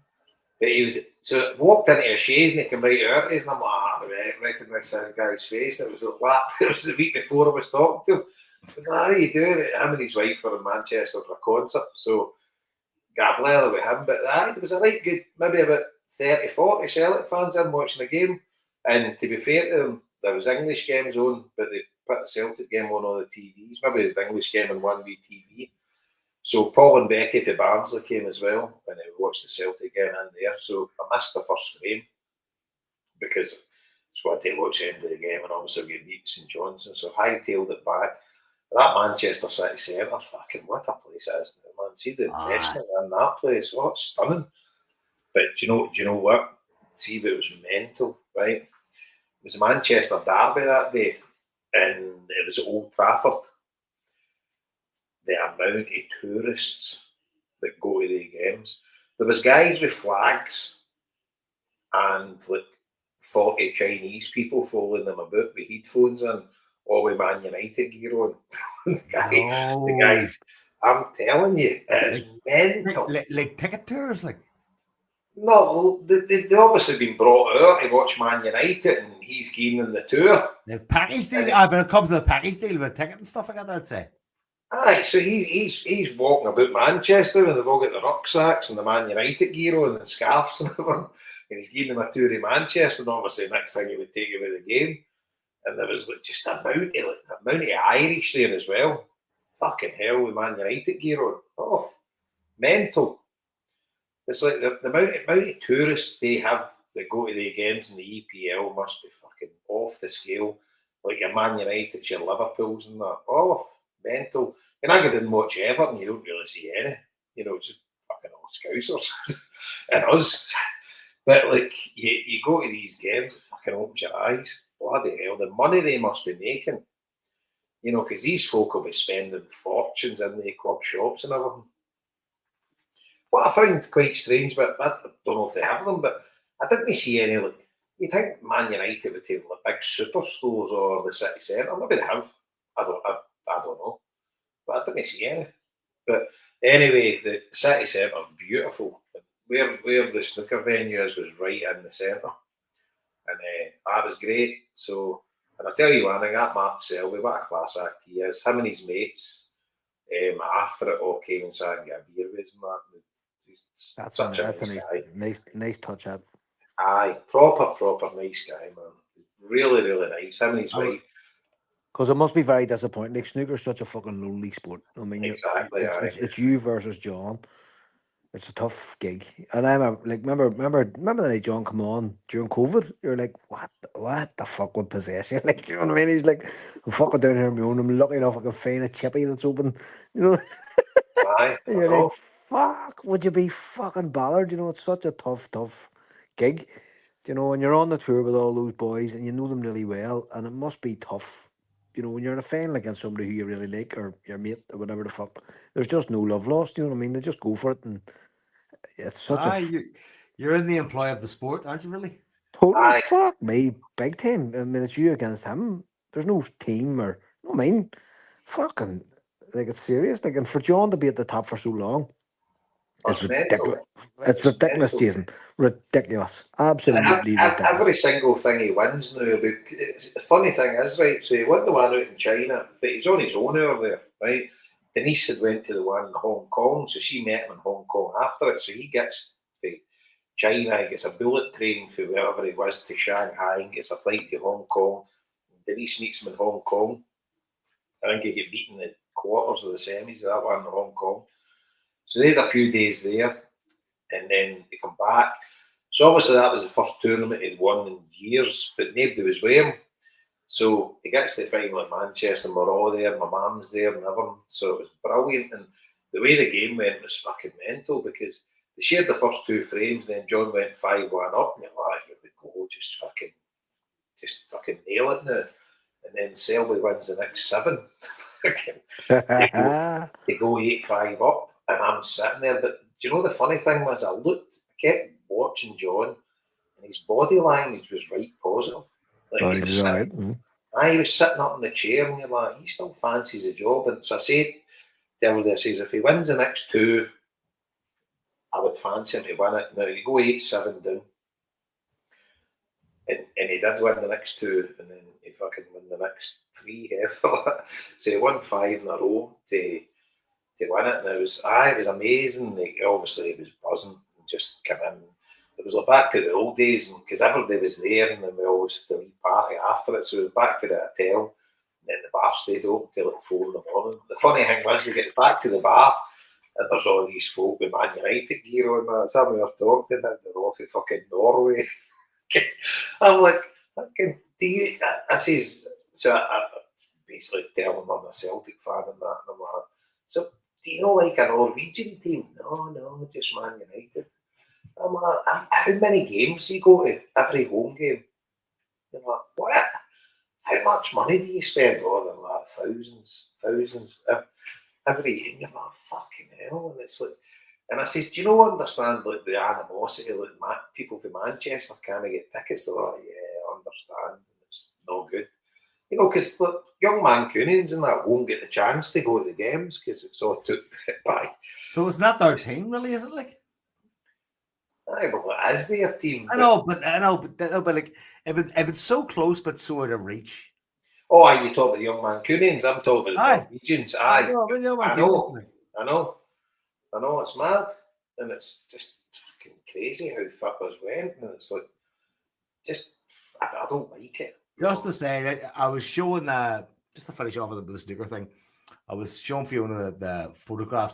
Obviously, me and your Joe were friends, and any photographs about, and it was all used together with John. And I feel like Fiona knows nothing about snooker, doesn't really give a fiddler's fuck. She's like, it's brilliant that they all go together. I mean, it's brilliant that everybody goes together. And you know what? That is like, it is brilliant that everybody just gathers around your brother and goes, you know what? This is brilliant. So I was up in the kind of lounge bit, sort of thing, the final frame, and then when he was on the break, you knew he'd won it. So all goes down, and we're all standing at the side of the table. And then he gets obviously Denise and the kids, they're all there. Then he sees my mum, he's like shouting at my mum, come on here. So mum's there, and I'm like, oh, brilliant. Then he spies me, and Joe, he's like, come on. They're like, no, it's like, come on. So me and Joe fucking stood to her. But I didn't know this. I think Liam had taped it or whatever. He's like, as soon as fucking me and Joe walked there, they just went for the commercial break.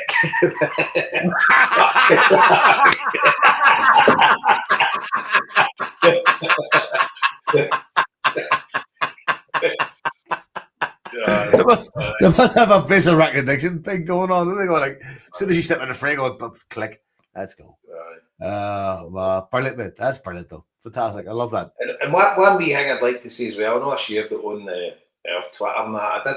Me and Mick did a walk yesterday for pregnant women and kids in Gaza. We did it.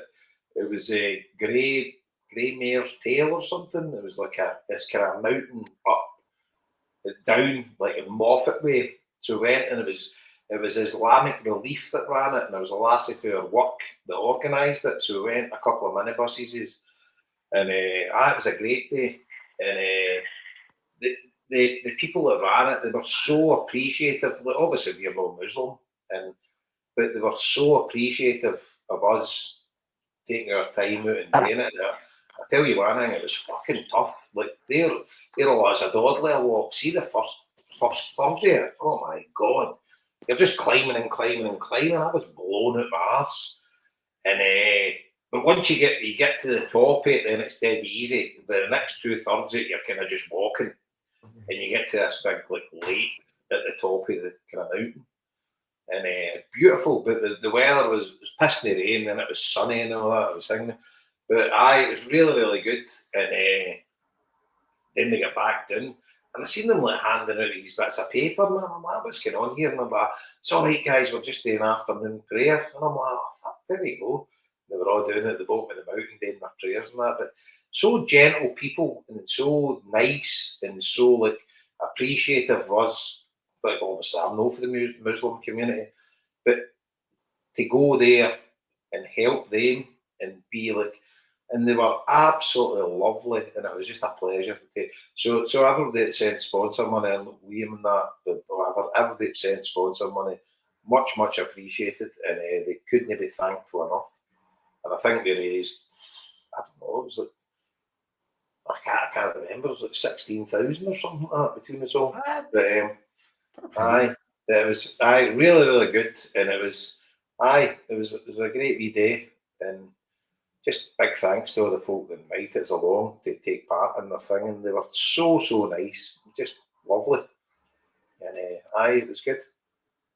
So I did that, and obviously it's horrific what's going on still, and We are in a very Palestine. It's just we are on the edge of a very changing world, aren't we? Like, it's fucking horrific. It's just we are. I mean, it's hard to deny. At one point, I feel my mood flipped to things can get better. Just things will just get different. Jovis, night is darkest just before the dawn. I hope you're The dawn of what, Mario? The dawn of what is my thing. Well, let's fucking see. I mean, The only day we were a bit was the day we weren't there. that's true. That's true. I like that. Hey, listen, as the great philosophers said, Marty, and you know this as well as I do. The great philosopher once wrote, no. Listen, naughty, very naughty. Two greatest philosophers in the world, they said one great thing, and you know this too: be excellent to each other. Oh, absolutely. Absolutely. Listen, there's plenty of good people out in the world, so let's just ride this wave and see where it fucking takes us. It's not the first time we've faced cunts like this. I know, but see when you meet cunts, though, here's this thing: there's too many cunts about. But here's the thing, right? Too many of them. See, about 4 weeks ago, PJ, who'd probably be listening tonight, PJ had a young Palestinian man from Gaza up in Belfast. I took him to the Antler match, Taib, and he was overwhelmed by the reception he got. Everybody was, as you know, falling over him, fucking looking after him, whatever else. And I spoke to Taib, and he was saying, it's amazing. And the fella, God love him, he's going through fucking hell, genuine hell, like hell that we can't comprehend. Mourning about family members and people in Gaza who he's lost and whatever else. And I said to him, look, he was talking about the martyrs and the Palestinian martyrs, and I was saying, listen, but one of our martyrs nailed it. It's not those who inflict the most, it's those who endure the most that will win. And that's the bottom line. Yeah. If you believe it's that undauntable thought, if you think you're right, no one can beat you. They can't do it. So that's my thought for the day. So Jerry Springer also said, take care of yourselves and each other. Marty says, stand tall. Yep, exactly. So we'll just raid this fucking shit out. Night is darkest just before the dawn. I used to have a girlfriend called Dawn. She was fucking dark as fuck. Yeah, up at dawn. Up at dawn. Hey, did you know call her Sunrise? Fucking. I called her crack. Crack of dawn. Have I to declare wrap it up the fuck here or what? I think we may be coming up to grab it. Wrap it up to fuck. God bless Celtic. It's Easter. It's Easter. Easter's a special time in Ireland, right? So we remember those who have gone before us in Ireland. It's Easter again, and we cannot forget the brothers and sisters and all that was said. So practice your pipe, stand proud in the wet, for the eyes of the world are upon you. Very, very special time for people in Ireland. So I just want to wish everybody around the world, all our diaspora, many of whom are listening in. I want to give a big shout out to Sean Butler for helping me buy a copy of Playboy. Do you know what? Is this something Danny Morris was in? Oh, Sean, I got it. God bless him. The cunt who had it wouldn't fucking ship the iron, so Butler, in fairness, I thought Butler had the bottom of his fucking wardrobe or something out there. I sent Butler a message saying, have you got an eBay The account? heat lamp, And the he- fucking sticky. no. But I sent Butler a message saying, have you got an eBay account? And he said, nah. So I went, fucking bollocks, I'm trying to get something here. And he went, oh, how long is that? You, Marty, actually thought this was a scam.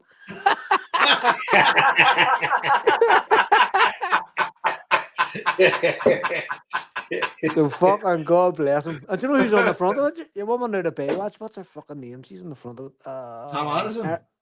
No. Erica. Oh, Erica. Erica, that's exactly her. Fox her She's name. gorgeous. Pamela Anderson was a fucking mutt.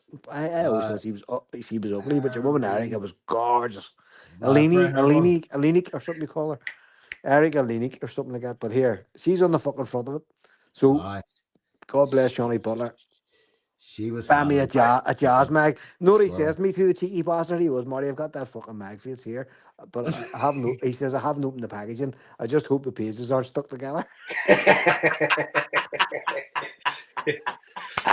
me playing on the woods, you know, you see all scud books lying in the trees, no, you're like, What happened to them? Weren't they good days? Man, Wait, weren't they dog good shit. What days, happened to man? wait? What happened to wait, dog shit? The way Exactly. By the way, see, before we go, I need to tell you a story, right? Fucking funny as fuck. Mick, when we were doing the walk, he's just back from Florida. He went, him and his missus and the 3 kids, they went to Florida. I seen the photos on Facebook. And it was his partner and her daughter.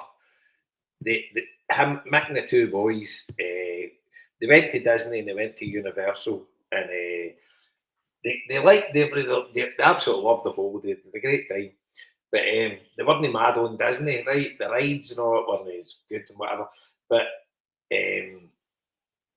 Chloe and her daughter, they liked Disney. The daughter's a wee bit younger, so she loved Disney. So they went back for a day. It was the Saturday. It was a week after they had been there, and they'd been full on and gone to all the parks and all.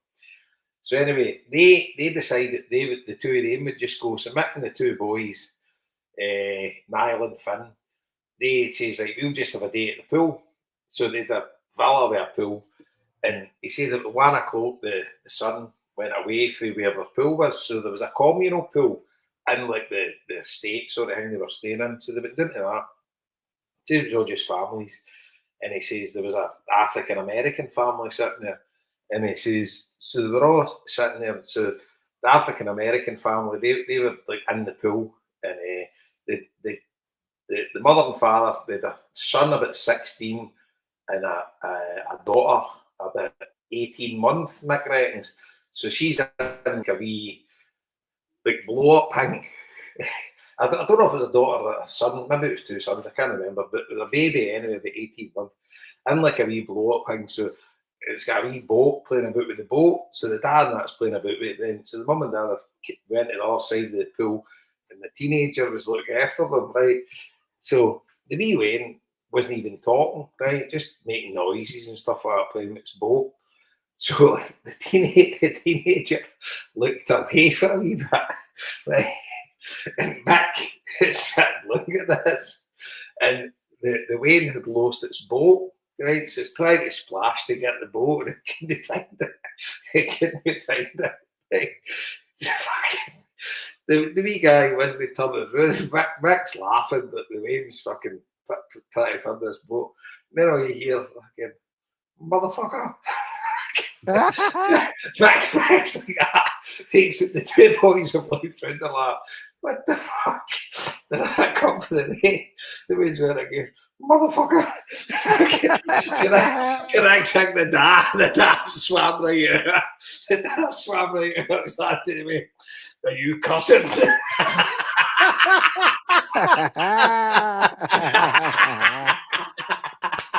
Holy fuck. Oh my god, it dealt with it. I fucking couldn't see. Oh god, Ellie was getting laughed at the pub last night. I tell Ellie that story. Motherfucker. It's like, are you cussing? Brilliant. Fucking hell. Oh my! TV hangs out of the hat when you're on holiday and stuff. It's fucking brilliant, isn't it? I love shit like that. I love. See when you get like cultures crossing, like on holidays to get there. It's just the best. Some of the best shit happens. Like Aye. you just see some of the best shit, and you go, "What the fuck?" See when he tells us, I always reminded my mate Lenny from Belsill. Lenny's a fucking character. I think you may have met him.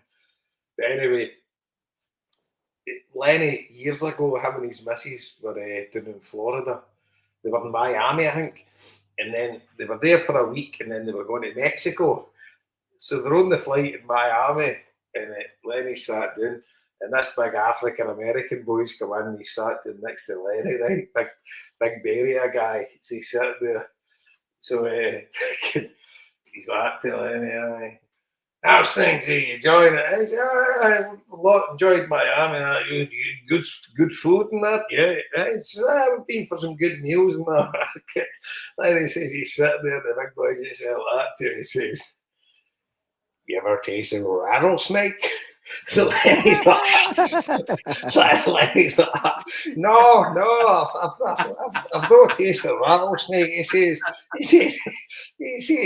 what's it taste like? He says, the big guys are like, and I'm doing the actions, and he's like, picking some of his teeth while he's talking, right? He's well out to him. Tastes a little bit like dog.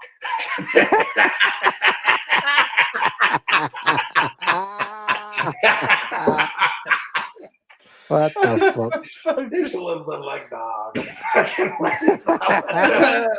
What the fuck? Fucking dog eater. That's like a dog when the Ballymurphy at 7:30 and come out 8:30.